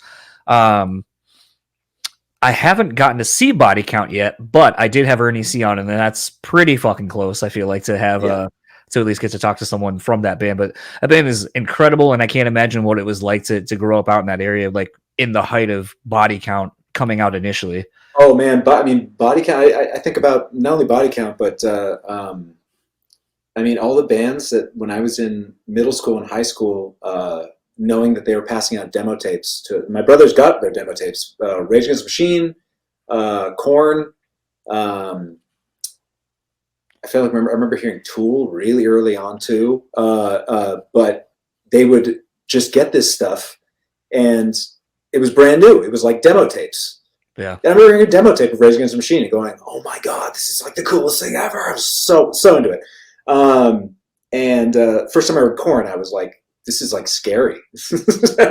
And this guy's he sounds like a beast. And then Brandon ended up being on the same label as them, for a little bit and touring with them and whatnot. But it's really amazing. You look back at all the things. And what's funny is I don't really even listen to these bands all that much anymore. My tastes have changed a lot. I while I still like heavy music and like to write heavy music from time to time, I appreciate much quieter music now. Well, I think I also blew my brain out a little bit. I can't headbang anymore. It hurts. I think that's the funny thing, though. I think a lot of people, any tour bus or any touring people I know, when I go hang out with them, or if I, talk about what are you listening to? 99% of the time, it is nothing like what they play or are on tour with. It's the furthest thing, because you can't be surrounded by the same thing that much. Like, you just can't. No. And that's why I think, like, for me, that's why I've been trying to branch out a lot more. Like, it's funny when I was telling a friend that podcast as well, and he was like, "Oh, what do you got coming up?" And I was like, well, knock on wood, if it actually pans out like it looks like it's going to, I'm finally going to have Jason from Audiovent on. He was like, because I think I vaguely remember that band. And I was like, yeah, probably not a band that a lot of people that listen to this show maybe will remember. Mm-hmm. And I go, because everyone just kind of pigeonholes me into as this like metal dude. And I was like, but I go, this is going to be the one where I think the actual downloads will probably be whatever. I go, but this is going to be like one I did when I first started the show, and I had the singer from Revis on. Mm-hmm. And they put out, very much like yourselves, put out one record, was fucking incredible, did like a couple of decent tours, broke up, went away. Yeah. And like, but it was before social media, it was before anyone kind of could follow people and see like what's happened. Yeah. And that is still, I get comments almost every day on that YouTube video of us talking, because we were like, oh my God, I was listening to that today, and then your video popped up and I watched this long chat. Oh my God, it was so cool. And I'm like, that's what this is going to do. I just fucking know it. I'm happy that we are going to do this. I'm glad we're doing it now. It's been a long time coming. Yeah. No, me too. I mean, I wouldn't have, I don't know, just a better time now anyways. I think I'm, like I said to you when we were talking beforehand, it's like, I think me going to therapy and realizing that me preemptively steering a conversation, because I'm not that OCD, I'm that that's how my brain works, where I'm like, okay, I'll ask these questions, and this question's kind of cool, but how do I get there? Because you can't just ask that question. Okay, well, I'll get to these, and then if he says something like this, then it should lead us here, and then I've had a whole conversation before I've even talked to you, and I'm steering you the whole way, like, toward shit I want to talk about, and it's like, that's not how that works. That's not how you, like, don't do that to people. So it's like, and I'll end up always tangential. I'll always end up somewhere opposite from the question that you asked, because that's the way my brain works too. But that's conversations in general. I mean, you should be able to kind of have these avenues and these different places, and then every time we strayed away, we've always ended up back at a certain point that we made earlier. So it's yeah. Well, that's the funny thing about when you have a conversation, and more importantly, you both are listening. Yeah. You can kind of go, like we were saying earlier, and then callbacks. I think one of my favorite things that I've been like, I wish you would post more, even if it's maybe not your own personal page. You created a separate page for it. I do love, like, you had posted a little while ago of like you being a zombie and an extra in a film, and you're like, your description was just like, I'm the one who looks like he's getting blown, and then like I read the description first and then watched the clip, and I was like, going, yeah, and then I was like, oh, you're that one. Because that's what I would see. I mean, I forgot about that video. I had it on my computer somewhere. I was searching through shit, and I'm like, oh my God, wait, I forgot about this. And I played it, and I didn't remember myself in it at all. I just knew I was one of the zombies. And then I see I'm the only one that I see, so it looks like I'm in a different movie, basically. Going back to your one time watching porn, apparently. Exactly. That one time, man, turned me into a fucking zombie. Damn it. But it was funny because like that reminded me more of the Key and Peele skit of when they were zombies, and Jordan Peele's character was like the worst zombie ever, and he would just like show me like me, and then they're like, all right, great, and like they had him being the like one that did the jump scare or whatever, and Key's character is just like, that's not even a zombie noise, like what the fuck, and like that's all I could think of is it was just like, all right, you probably got some generic direction, and then you're like, all right, here's what a zombie probably does. They barely gave us any direction. That was like the lowest budget thing that you can imagine. I think they were like stealing. I think they were stealing those shots, and they just had a bunch of people come. I think they paid me $25 or something to be there. I didn't care. Honestly, I was just like, got paid. No, I didn't even care about getting paid, because I was like, I get to be a zombie. Like, you're going to put the makeup on me, and I get to pretend to be a zombie. Of course, acting is really fun, but especially when you get to play a dead person, that's just great. I feel like VO stuff, especially after seeing like that clip that is on your most recent post on Instagram. I feel like that would be more fun. Like, I've not gotten to do it, but when I used to live in Lansing for a while, like one of my roommates at the time was like an auteur filmmaker, and like wanted to do this like sci-fi thing, whatever. It was very weird. And we were doing a table read, and he was like, all right, well, there's this old guy, like an old farmer person. We don't have that role cast yet. So who just wants to read it? And I was like, me. Yes. And I gave it like the most hillbilly old man accent ever. And they're like, okay, we probably don't have the budget to actually make you look old, but we might have you ADR and do all the dialogue, because like that's just fucking great. And I was like, yeah, that'd be a lot of fun. And to me, like you were saying, like it's fun just creating and playing with other people and kind of getting to bounce dumb ideas off each other. Like everything's a dumb idea until it's all of a sudden something. So well, I mean, there's a song my wife, a friend of mine posted, said that she was like, oh, this gives me old, early Lady Gaga vibes. And I know she's a huge Lady Gaga fan. So I was like, all right, let me check out this song. It looks stupid just from the still of the video. I was like, this looks terrible, but like, let's watch it. And the song's called Coconuts, and it's a lady talking about her titties the whole time. Now, unbeknownst to you, and I don't even think I've said it on the podcast, I work at a bar, working door, and like I had to work New Year's Eve, and I was like, the amount of titties that are just out right now, basically, just like low cut tops. Like, I don't know how, like these, like, I was like, I texted my wife, I was like, 2022 is the year of the titties. And like, we were talking about something else. I have no idea how many boobs I've seen this year just from being in proximity around me from where I live. It's strange. You're not wrong. So then I see this video. I'm like, oh my God, here we go. Here's the anthem for 2022. Like, Year of the Titties, My Coconuts. And it's like, I was looking up on iTunes to see like who wrote it. Like, I was like, these are the kind of songs where like 17 fucking people had to write it. Okay. And then I look and there was 8 people, and she goes, oh, was the artist one? I'm like, oh, no, it was a bunch of men. A bunch of men wrote the song about titties. Yeah. And I was like, sounds about right. Yeah. Of course. But it's such a stupidly catchy song that you're just like I'll send it to you, and you're not gonna not have the fucking hook stuck in your head. It's I will most likely download it in my brain after hearing it one time, and then start singing it at some random time. Someone will be like, "What is that?" And I'll be like, "I don't know. Did I just make it up? I don't know." But I hate, and I'm also obsessed with stupidly catchy stuff, because it's brilliant that someone can make something that sticks in your head like that. But I also can't get like certain things like somebody once told me. I can't get that out of my fucking head. I don't like that song, but I can't get it out of my head. You know what I mean? It's shocking. In your head now too. Yeah, I was gonna say, it's shocking how many other songs that vocally that somehow works over. There's that one dude who does that to like everything on YouTube, and you're like, it really does. Like, that melody fits over everything. It's shocking. Crazy. Yeah, it's shocking. Yeah, pop music, and that's the thing, is like, I can sit there and I'll listen to something, I'm like, I know this is dog shit terrible. Like, I know it's fucking terrible, but like, let me break down why this is actually genius. Yeah, I mean, if you can make the case for why it actually is, you know, I mean, you can hear why it works. It's just I don't know. That's why I think jingles are so popular. Like, I mean, you posted a while ago too, and I feel it's so weird being like, oh, you posted on this like forever ago, but you had posted that horrible Chae scene in Highlander 2.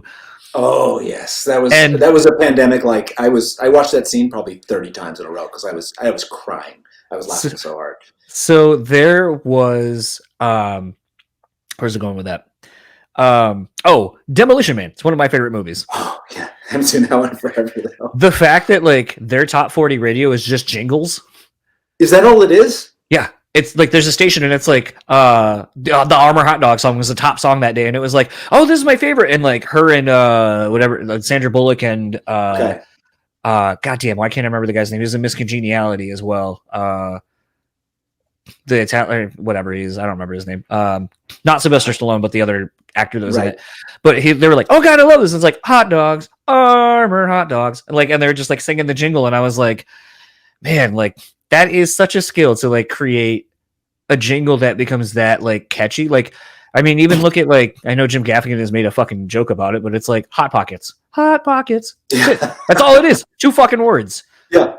Like, so true. So catchy. Yeah. And then there's a video, I don't know if you've seen this, but like Dave Grohl, Kyle Gass from Tenacious D interviewed Dave Grohl, and the video is called like Writing the Hits. Dave Grohl explains Writing the Hits. And The biggest takeaway, and anyone I've ever showed it, they have the eureka moment too, where they're like, "Holy shit, that is so accurate." He's like, "Gotta write a song like it's a fucking bumper sticker. Life's a bitch. Keep on trucking." And then he kind of like starts writing a song around that. And then he's like, "You know who fucking writes the hits? Aerosmith. Aerosmith writes the hits." And he goes, "You know why?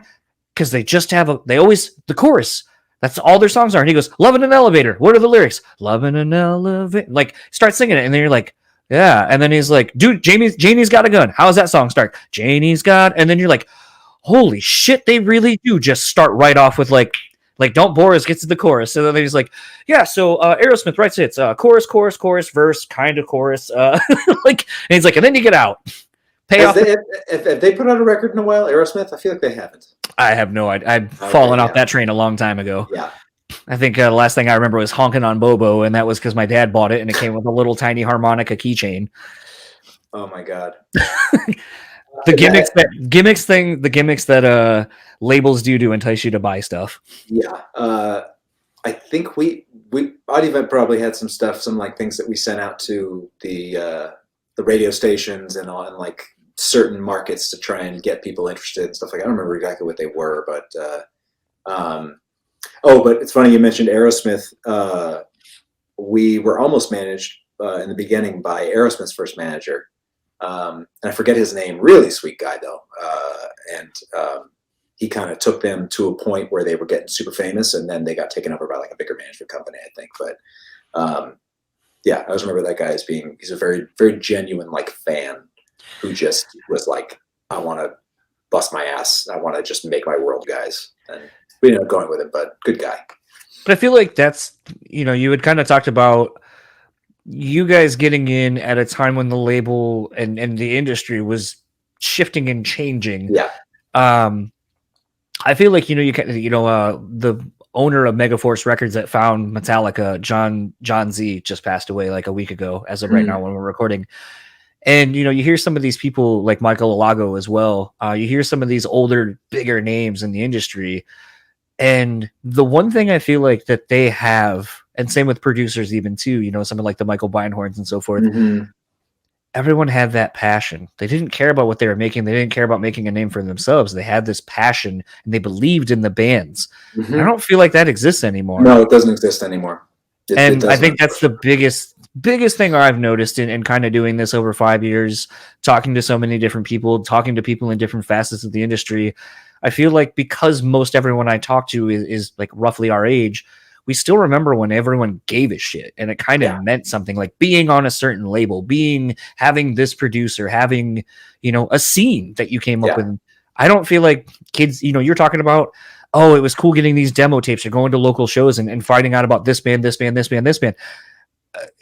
don't go out to as many local shows as I used to, but I also don't feel like there's a scene either. I feel like everyone just kind of creates their one event for themselves and then they fuck off and they don't, like, there's no scene anymore. So I feel like it's just, I feel kind of like a dinosaur talking about this, how great things were back in the day. And it's like, they kind of were.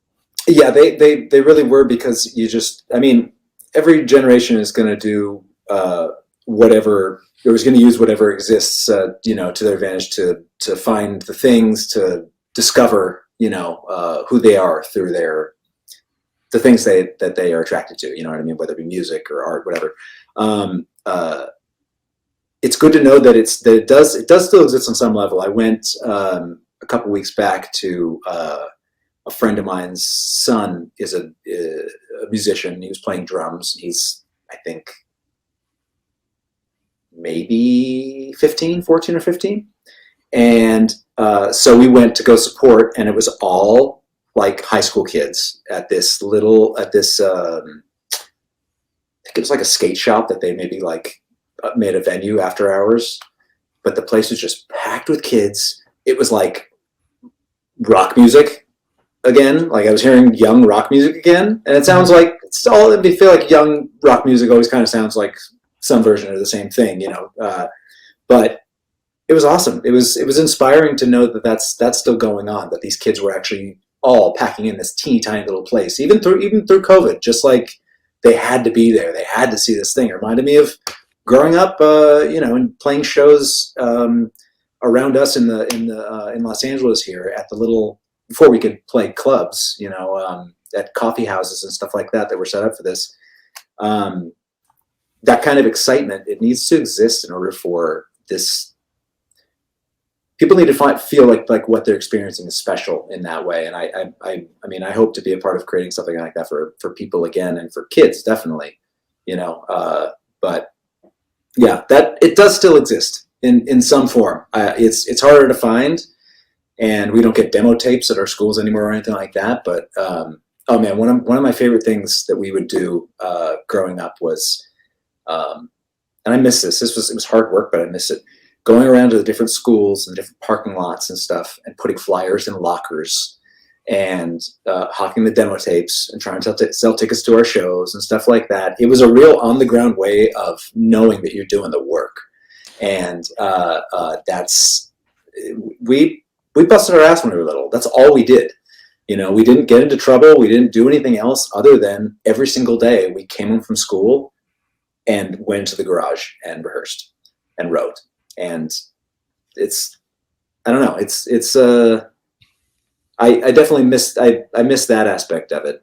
I know I'm off what you were originally talking about, but I started going down memory lane and thinking, it's really funny. Nice. As soon as you said that, it reminded me of a show I booked many years ago now. And I'd had success at this venue. It's like 420 cap room. First show I'd ever done in an actual venue. I almost sold it out my first time. Wow. But I think it speaks more to the show and the bands I had picked. And so this one, I was like, all right, I'd had some shows, and I was trying to figure out a way to entice and get people who maybe wouldn't have gone. Yeah. But I got a way to get to them. And so what I did was I started doing audio flyers. And I would create, I'd put this sounds so old, but the old CD, sleeves, the single CD sleeves. Yeah. So I made a little playlist, 2 songs of each of the 4 bands I had. So an 8-song CD, I put the flyer in there, and then I left it at the venue. I went to the record store. I went to Hot Topic. I went to all these places, and I basically put an audio flyer. Mm-hmm. And then to entice other people, I stuck in a free ticket here and there. You might open up and be like, oh, fuck, I got a free ticket. So maybe you might just randomly come to a show because you got a free ticket and you had nothing else to do. And it was kind of interesting to see how quickly those CDs went. And I was like, are people just grabbing them because they're fucking free, or they whatever? Are people actually listening to them? Yeah. And that was the part that kind of sucked, because I had no way to track that. Right. But I felt rewarded in the sense that everywhere I would leave a stack, they would be gone a day or two later. And we did probably just under 400 people out of that 420. So again, we almost filled out that room. And it was one of those where I was That's a good idea, man. Shit, that's so it was when you said going and flyering the old school way, putting flyers up, I was that I feel again, putting in the work, I felt good when the venue gave me, the promoter or the local person settled me out, and I was able to pay one of the headlining or the local headliner $1,200, and I'm like, man, you fucking busted your ass, you sold these tickets, here's $1,200, you played a show minutes from your house. And I was able to pay everyone else equally as well, and I still walked away with a shitload of money. And it was one of those where I'm like, this is what it should be like. But sadly, it's the outlier, and shortly thereafter, trying to do things like that again, it's hey, I did this, and this seemed to have success. Let's try to do something similar. And everyone was like, no, And you're like, well, the CDs cost money, or this costs time. And it's okay, well, a Facebook post only does so much. So it really barely does anything, because people look at things and they go right past it. And even if they oh yeah, they mean to go back to it, they're going to fucking forget about it. Yeah. That was... It's funny that you said that, because it sometimes I feel the old way of doing things still works, because it worked for a reason. Well, I'm gonna when we come play out near you, I'm gonna need your help in getting people in the place. Yeah, I'll have to. It's funny because there are times when I see bands that I'm friends with, and they're I'll have to send you a video when we're done. I have to send you a lot of shit apparently. Yeah. The band Emery, they have traversed turning into an older band very interestingly. They own their own label. They put out their music on their own. So they own their masters, they do all that stuff. A lot of times they crowdsource the funding for their records either through like a fan club kind of thing that they do, where it's like we're gonna put out X amount of songs, like 2 songs a month. You'll get them, and then eventually it'll become the record that we put out, then mass produce, whatever. Touring, a lot of times what they do is like house shows or like coffee shops, but they have it super limited. They regulate it themselves, where it's like, okay, like, you know, they hit up people and they're like, we're going to do a house show, acoustic house tour. If you live in any of these areas, hit us up, send us a photo of what you got, how many people you think you can fit. We'll go from there. But they're going to play Detroit. And I have a basement that's like old, like it looks like a shitty 70s basement that people were probably tortured into watching like people's family vacations on. And so I was like, hey, I know you're looking at Detroit, but I live in Grand Rapids. I'm on the way to Chicago. So either you can do an extra date here or whatever. Probably, I was like, I've done house shows here. Typically we can get about 100 and some odd people like packed in there. But like, you know, for something like what you're thinking, we could probably do like 50, 60, 70 pretty easily. And they're like, fuck yeah, we're coming here. We're not doing Detroit. And then that's built a relationship between me and those guys. Oh, that's so cool.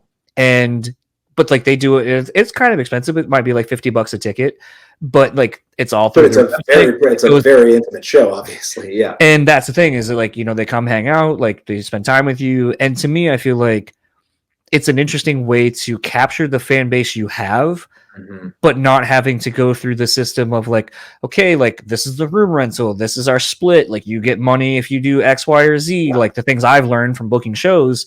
And it's just streamlined. We're going direct to consumer, basically, to use like, you know, business terms. Yeah. And it's been interesting to see bands do that and kind of having success, in that capacity. And it's kind of made me be like, maybe that's the way to kind of do some shit. Like I know that may not work for everybody, but it's like Audiovent, we're going to do it in sections. We're not going to do a full tour, but it'll be like, we're going to do a week's worth of shows. We're hitting the West Coast. This is what we're doing.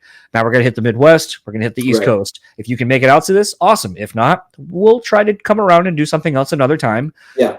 But it creates an interesting buzz of those that want to support you and want to be there. Yeah. And it gives them something that is not like any other show experience they would get. That's, and I've been thinking about that anyways, so it's interesting you're bringing it up and thinking about, okay, what's the best way to approach the actual tour aspect of things without knowing what a market is like, really. And that's the thing you did with Emery that's a good example of like, oh, you can actually gauge by saying like, oh, we'll do some house shows, and you know, how many people you think you can get here. You know, you're kind of basing it on like the fan base in whatever, you know, probably not a major market, you know, and the people that are not in the major markets are going to be way hungrier to see a show anyways. But I kind of like the idea. I like the more intimate stuff anyways. It's just funner. There's more. I want to actually have a real connection with people this time around. It's I don't know. It's more fun. I want to learn more about the people that are actually enjoying what I'm doing, because it'll probably teach me more about myself too. Well, I feel like at that time too, and it seems like it's definitely right up, you know, everyone in the band's thing. It allows you to kind of take control of everything yourself. Like you don't have, like, you know what you're expecting, you know what you're getting into, and I feel like at that point, like, it will allow you, like, I'm sure, yes, going on an actual tour, maybe getting a bandwagon, hiring a driver, doing all that, like, yeah, like that would be comfortable and convenient. But I feel like the one thing that's been nice in seeing it with Emery is I feel like it has reinvigorated them. It's more, it brings you back down to like where you started, and it makes you, and that's something that's funny. That's something I said to the guys when Audiovent actually broke up, was my head was in that place where I was like, I kind of I would love to like start over with this process and like find the ground level, you know, the grit that we had before, the passion for just, you know, playing music every single day and just loving it, needing to do it. Toward the end there, we were, Atlantic wasn't signing off on anything. We were writing. So, because we got a new A&R guy who didn't really like us. He was like a hip hop guy, not a rock guy. So he was just not signing off on anything we were writing. So we just were perpetually writing music, and it started getting worse and worse. And we started getting worse and worse personally. And so we're about to make a second record. That's when we broke up. It was around that time. And but I would love. I mean, you're mentioning this, and it's given me so many ideas of. It'd be really cool. I'd actually like to do some kind of a house tour type situation. So yeah. And you know what? Your fans are probably old enough now to have cool spots. You know what's awesome is that I get emails from people and social media messages from people introducing me to their kids and sending me videos of their kids like rocking out to the album and stuff. And it's like it's really cool because all these people were kids when they were first discovering us. It's just so cool. They're passing it on to another generation, and their kids are now like, my favorite song is Looking Down or whatever, you know what I mean? And they're always doing this when they're saying that. This is my impression of kids. Yeah. Yes, very much like the robot. Yes. No, I think that would be a lot of fun. I mean, even like you see like that documentary the Foo Fighters did where they picked like I think 10 people or 8 people. And they played the house shows basically. Yeah. And I submitted mine for that, and I thought maybe I might have a good shot at it, but I guess my house wasn't cool enough. Compared to some of the others, I was like, well, I mean, this is a dude's barn, like in the middle of nowhere. Like, that's not fair. You said a basement or like a garage, like not a barn. They probably are thinking, okay, what's big enough for us and also gonna look the most like cinematically cool or whatever they were thinking. But like that was still even like, that was kind of around the same time Emery started doing their thing, and I was like, I feel like there's just something. I mean, I've done a couple other house shows since, but I'll send you one that was wild as shit. Like 150 people paid $10 a piece to come in, plus the bands and like myself and other people I knew that I was just like, just fucking show up. But it was like a old like hardcore, like a legit hardcore show. Had a pit in my basement. Like part of my ceiling got knocked out. The benches that the people were sitting on that are built into the walls broke. Like it's fucking intense. But it's one of those, like, to me, it's like, I see things like that and like, it just gets me excited. It makes me feel like it reminds me of why I love going to see live music, why I love supporting bands and musicians when I can. Cause it's like, there's just something so raw and visceral about being in a room and having a shared moment like that with people. Oh, like, absolutely, man. So some of my actually, and I mean, in later years, this was probably, I mean, I stopped doing these shows maybe like a couple of years ago. When I was living in Venice Beach, I had a residency at the Townhouse there, which is a little. It's like the oldest bar in Los Angeles. Basically, it's an old speakeasy in the basement. And I had an awesome residency there where I had 3 different projects: one called Ghostlight Orchestra, one called Picturas, and one called Surgeon Boyd. All were they all kind of led into the other ones as like one band. People couldn't get together as much, so I formed another band with some of those people, and then a few more of the other people. And then Surgeon Boyd was kind of a breakdown more of like whoever could show up for the shows, and then Sergio, my guitar player from those 3 bands, and I were the main writers basically, and like putting it together. But we had some shows where toward the end, all we were doing was just improv sets essentially. It was just, they were like jams, but they would turn into, sometimes it was awful. Sometimes it was fucking magic. It was psychic, and that's one of my favorite things about music in general is when you're collaborating with other people, you're in a room together and you don't have to look at each other and you know exactly where the other person is going to go. You're magically, I crescendo up into this part and I start singing like at this note, and then Sergio, the guitar player, would immediately, without even knowing where I was going, match my note or hit some sort of a like its octave or harmonize with me in some way and make some sort of a thing that's almost similar to the melody that I'm doing. And it's the times that would happen live, because that would happen in rehearsals all the time, but then the times it would happen live with just completely improv sets, it was like better than sex. It was incredible. Well, I shouldn't say better than sex, but it was sex. Group sex. One of my last questions for you, because I feel like I've kept you longer than maybe I told you I would. It's okay. It's making up for lost time. You again had posted, and I want to just hear this story. Yeah. So you were playing at a looks like just kind of like maybe a company gather, a company function or something. And you're wearing a captain's jacket, and you said that Coolio's band had finally gotten off, and you got to play. Yeah. What? Because we've kind of seen Coolio over the years now, and he seems a bit aloof, to put it mildly.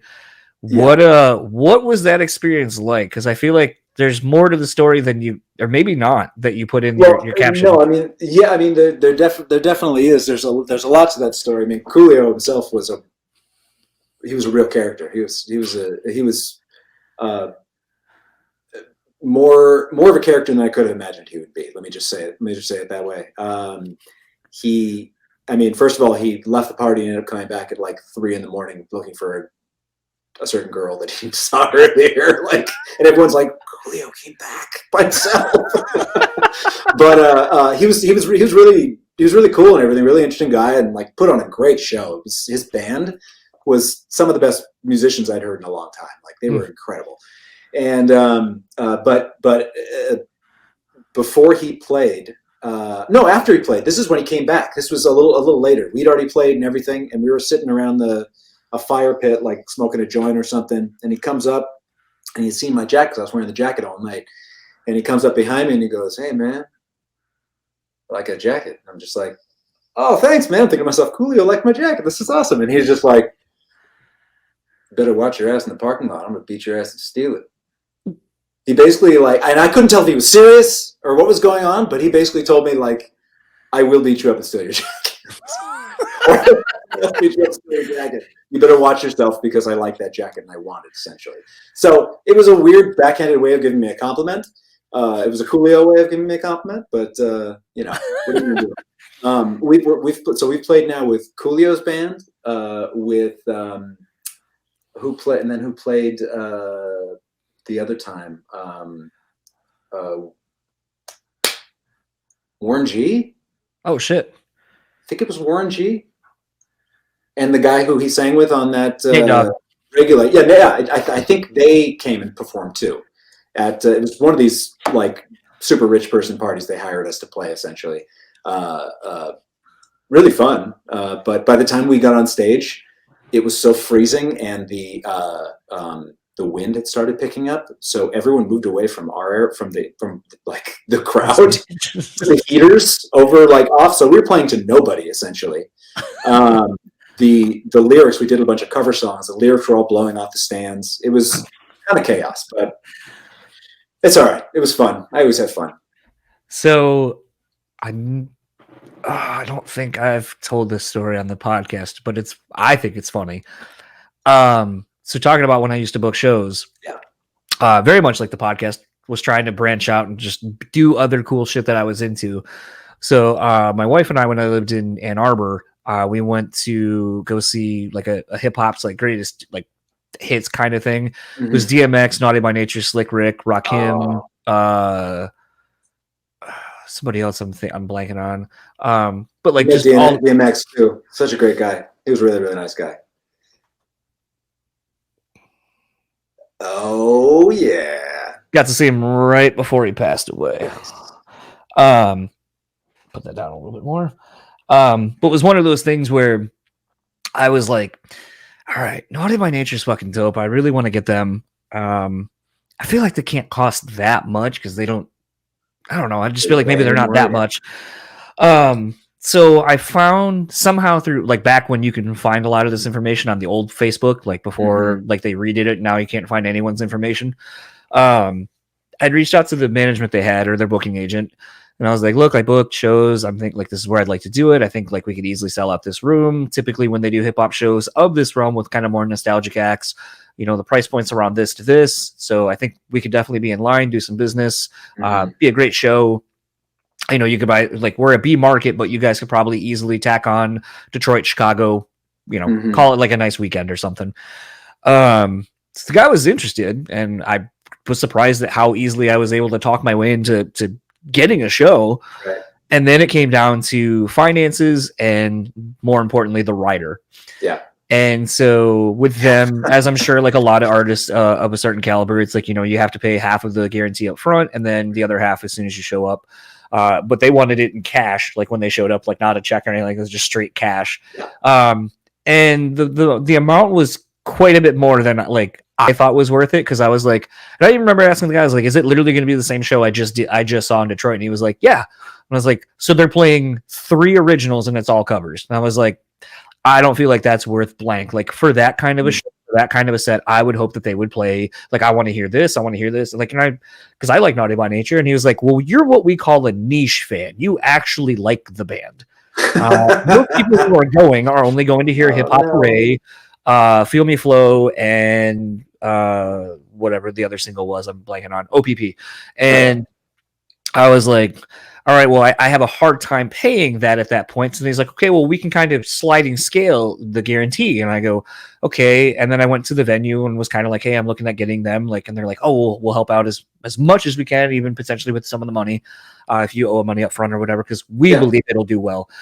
And finally comes down to, I was like, I'm not willing to pay more than, I think the number I came up with was like maybe 12,000 or 15,000. So I was like, that's the only way I can make the numbers work. The cap is a hard cap. Like, we can't fuck around with that. And I was like, and then the guy comes back to me. He's like, well, at that point, we'll perform like 20 minutes for that amount. And I was like, wow, everyone would be pissed if they spent that kind of money and got a 20-minute set. Like, go fuck yourself. But then I got the rider, and the rider was even funnier because it was like, Tretch wants like Magnum condoms. We need, these bottles of Ciroc. We need this. We need a white Escalade and a black Escalade to pick up Tretch and Vinny.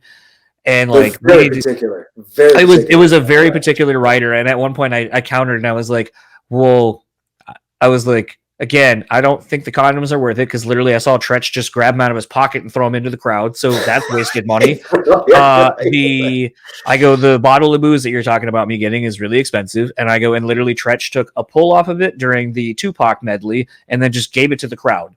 Yeah. And I go, so if all he's doing is all those things, how about I buy something else that's cheaper, because it's not really going to them. It's kind of a thing that he does for the crowd. And I was like, I'd rather put that money back into paying you guys. And they did not go for that. And then he's like, but this is where it gets funny, and you reminded me of this. The promoter goes, okay, well, if Naughty by Nature is too much, if you think you can do around $5,000 to $8,000, we can either get you Biz Markie or Warren G. And then he was like, 8 for Biz, 5 for Warren G. And then I was like thinking to myself, I was like, and Nate Dogg had already passed away at this point, and I was like, is $5,000 worth it to hear Regulators? Could I even tell him, you're playing Regulators up front and you're playing it on the back end of your set too, so you're playing it twice? And then I was just like, I just don't know if I can. I don't know if people would come out for Warren G at that price, or Biz Markie, sadly. And now he's passed away too. Yeah. But it was just one of those. I was like, what a used car salesman approach. Like, okay, so we can't get you in a Naughty by Nature today, but we still want to get you something off the lot. We've got this weird pink like hatchback in the back that we think you might be able to afford. Not that Warren G is a hatchback, but still. No.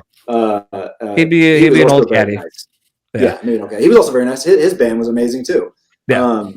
All the hip hop dudes always have great musicians. Bands. And it's funny, something that was on Coolio's writer that he insisted upon, that I think one of the other acts ended up eating, because there was two like famous hip hop acts that showed up for this one of these parties, and Coolio had wanted fried fish from this really like bad drive-through place, like a fast food like restaurant. Something, I don't even know what it was exactly, but it was like it was like really, really bad fried fish, but apparently he loved it. But then someone ate it and he got pissed, and so he was wondering who ate my fucking fish. It's like, it's on my rider. I specifically mentioned that I wanted this specific thing, and somebody ate my fucking fish. So yeah, on Naughty by Nature's rider, it said no fish within. There was actually a specific like distance that you could not have fish near, and I want to say it was at least 50 feet. They didn't want to smell the fish. Yeah, but they didn't want fish at all. Like, that was the weird thing. It was just like no fish. And then the best part was, though, is the venue that we were looking at booking them at doesn't have a green room. it's like literally is just a back room that like basically holds all the band's backlining essentially, so they can just wheel their shit, and a bathroom and a like Arby's style or like a Denny's style like corner booth kind of a thing, and that's it. And so they were like, yeah, in the green room, and I was like, oh yeah, there's no green room, so like y'all are gonna have to like just stay in your fucking Escalades or something because they ain't gonna work. Yeah. And I'm not getting you a day room. Hotel room down the street, right? Yeah. Oh yeah, that was the other thing. They wanted a 5-star hotel room, and this was literally written, I have to count it to make sure I have the correct amount of them, a really, really, really, really, really, really, really, really, really, really nice 3 to 4 star hotel. They had that many reallys in there, and they like in a contract. It was like in the parentheses, it was like a 5-star hotel or a really, and I was just like, okay. Like, it's so weird when you start getting into that side of things and you're just like, this shit is like, I mean, I think I priced it out. That would have tacked on easily another like $6,000 in shit that was on their rider. Oh Jesus. Well, that must mean that they get it sometimes. I mean, someone will pay it. Yeah, someone has to pay it. Like, and that's the thing. What was the most extravagant thing you guys asked for on your rider? Okay, so we did. I'm trying to think of if we actually ended up asking for anything weird. We definitely played a couple of little random tours that were strictly for the money, and no one was there. So I think we actually asked for weird random shit on our riders, and we got it. But we did this like Jack Daniels tour when they tried to put out like a hard cola or something. Oh yeah, I remember that. Remember that? It was a brief thing. They tried to do remember that, and so they thought, okay, this is our marketing ploy. We're going to get Audiovent because everyone knows Audiovent. We're going to get Audiovent, and we're going to get Saliva. And these two bands are going to do a tiny tour for Jack Daniels Hard Cola, and we're going to give them way too much money, and we're not going to do any promotion, so no one's going to come to the shows. It was so weird. But we drank a lot of really weird hard cola. We definitely got very drunk the whole time with the guys in Saliva, who were also really nice. But again, we didn't really want to be on tours like that. We didn't really want to be with bands like Saliva or anything like that. We actually only did weird tours, to tell you the truth. Well, I was going to say, you guys, interestingly, like, you know, kind of going again back to like what we were talking about earlier, there's not really a whole lot of bands that when you came out that would have fit at the time. No. Like, to me, like, I would look at a band, like, again, they're weird in and of their own right. But I feel like a band around that time that would have been kind of good fit for you because they aren't any one thing either would have been like a band like Alien Ant Farm. Oh, we were friends with them too. Yeah. That's what's so funny. And they were really nice guys to us as well. Still hear their song every now and then on Jack FM out here. They play. It's like one of those stations that plays like just all of the things from your childhood and then from up to now, like all the catchiest stuff over and over and over again. They still play Smooth Criminal cover. Smooth Criminal, yeah. God, it's such a bummer. That band is and was so much more than that one song. Yeah. But it's thankfully they grabbed on to something. They got a little foothold in something, so they're still getting paid a little bit for that. You know. Yeah. Here's a. I've never asked this, and maybe you're not the one to know, but maybe you do. Do bands get royalties off of like the internet jukebox things? Internet jukebox. Oh, you mean like sites that have like a... So like Touch Tunes. Like you go to a bar, you'll see like the internet jukebox where you can go in and it pretty much has like, unless the bar has specifically said like no hip hop, no whatever, you can go in theory pick up pretty much everything. You know, I don't know. I know right now actually and see if you guys are even on that. Okay, yeah. You know, for the most part with that kind of stuff, I feel like I'm still getting notice of places that like I'll still get random notices of, oh, you're owed this amount from, you know, we found this company that's been using your music for a little while. You are actually on there. Oh, we're on there. All right. So in theory, then that might be another hopefully we should be getting paid. You know, you're welcome to send me $10 yourself, man. Sorry, 50 cents most likely because I think I need to rip a penny in half. Yes, that's what you should do. And then I give you that every month. Yes, rip a penny in half and then rip it in half again. Yes. Yeah. And then you got to split that 4 or 5 ways. Yes, I got to. Oh, no, I'm sorry. Hold on. You actually need to give a part of that, probably an eighth, to your management and the label to recoup for the $1 million stakes and all those kind of things. That's right, because I'm still in debt here. So yeah, I'm still in debt with Atlantic Records. They're coming after my house next. No, that's it. Those are the weird stories too that I've heard where it's just like, well, I thought you took us out to steak. No, you had to recoup that. Yeah, you took yourself out to steak dinner, and actually, we got a free dinner on you. That's really what happened. But it's all right. It was all part of the fantasy at the time, and better for it. One last, because I love asking this question. Sure. I don't know if you technically own the rights to this at this point. Right. I don't either. The publishing. I asked Ben about this a couple months back, and I don't think he knew either, because I think our publishing deal with Warner Chappell, I think we had. I think that may have run out by this point, but regardless, I was talking to Ben about doing like the Taylor Swift thing, where if we'd be like, hey, you want to re-record some of the old songs, maybe make them a little more updated and see what happens, you know? Kind of where I was going with it. I was going to say, if your sunset clause is up on that, of either would you since you were talking earlier, and this is kind of what made me think of it, of re-recording some of these, or the whole thing even maybe. Yeah. But more importantly, then putting it out on vinyl. Oh, I would love to just have, I mean, I have all of the other music that I've made, all the other things that I've made with my other projects has spurred me into a place where I'm like, I need to have some stuff on vinyl, so I have nothing. I think they pressed a couple copies of the Audiovent record on vinyl for like special things, but we never got one. Now you're about to send me down a rabbit hole when we're done with this to go look for it. I mean, yeah, someone may have one, because I know they made a couple for like promotional things, but yeah, because I've gotten much more into records now as I've gotten older and whatnot. And it's just be cool. You'll be on a record and be like, yeah, this is my record, actual record.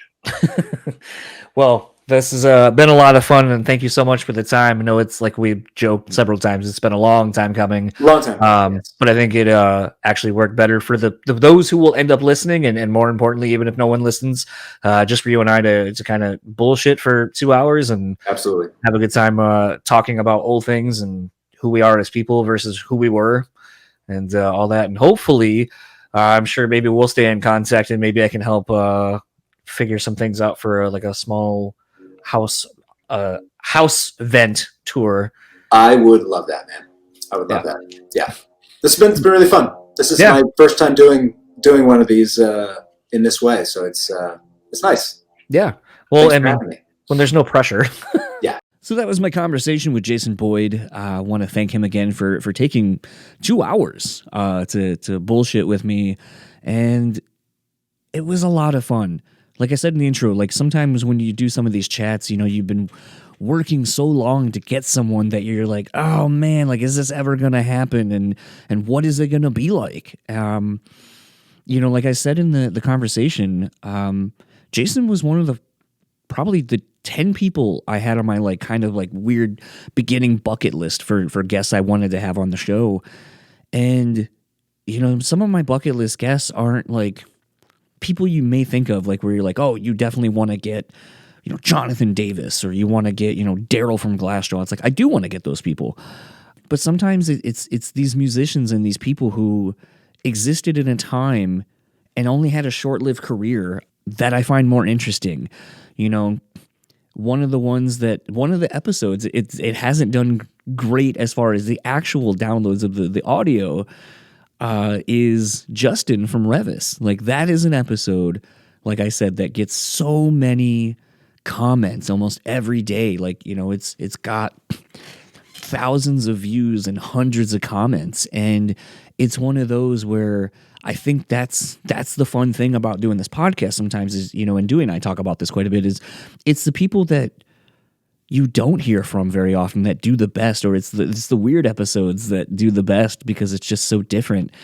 And I know this one may not be the most downloaded when I put it out in the audio format, but I know this is going to be the one where I'm like, YouTube, it's going to do very well, because people people my age, a little bit older, that loved that band, they probably don't have the CD anymore, and they probably go to YouTube and they watch the videos or they listen to, the playlist of the record on there, because I see the comments on those videos where they're like, who here in 2021 still coming back and listening to this band? Who wishes they would have put out more music, so on and so forth. And those are the kind of people that are going to stumble across this chat and hopefully really fucking enjoy it. I know I enjoy talking to Jason, and the whole time it was just really cool getting to connect with someone that, I grew up really enjoying their lyrics and just, them. But it's really interesting sometimes getting to do this podcast and getting to talk to some of the people that I initially set out to have on the show when I started it over 5 years ago, and kind of collecting them. It's definitely a wild trip when these happen, and it just feels so good. 3 years in the making to get Jason, and he's finally on, and we've had the conversation, and it was so rad. Like, sometimes in life that doesn't always happen. You don't always have that high expectation and the long delayed gratification of getting the thing. Too oftentimes now in today's world, we can get whatever we want at the snap of a finger. And I feel like sometimes we forget how rewarding it can be to have it take a while to get something, to have a success, a win, or whatever. I think we forget those things. So this was a great example for me personally with the podcast and all that, to just kind of reflect and think back to where the show was, who I was when I initially had reached out to Jason, and just how much I've grown since then. It's an odd measuring stick at times, time being the measuring stick of these things. So want to thank Jason so much for kind of going all over the place with me. And this is usually where I plug the socials for the guest and the band. Audiovent does have a Facebook page, Audiovent Music, and Instagram is Audiovent Official. Jason has his Instagram page, Jason Boyd, but none of them are super active, and that's fine. I actually think it means something more whenever they do post. I do hope that there will be new music from the band.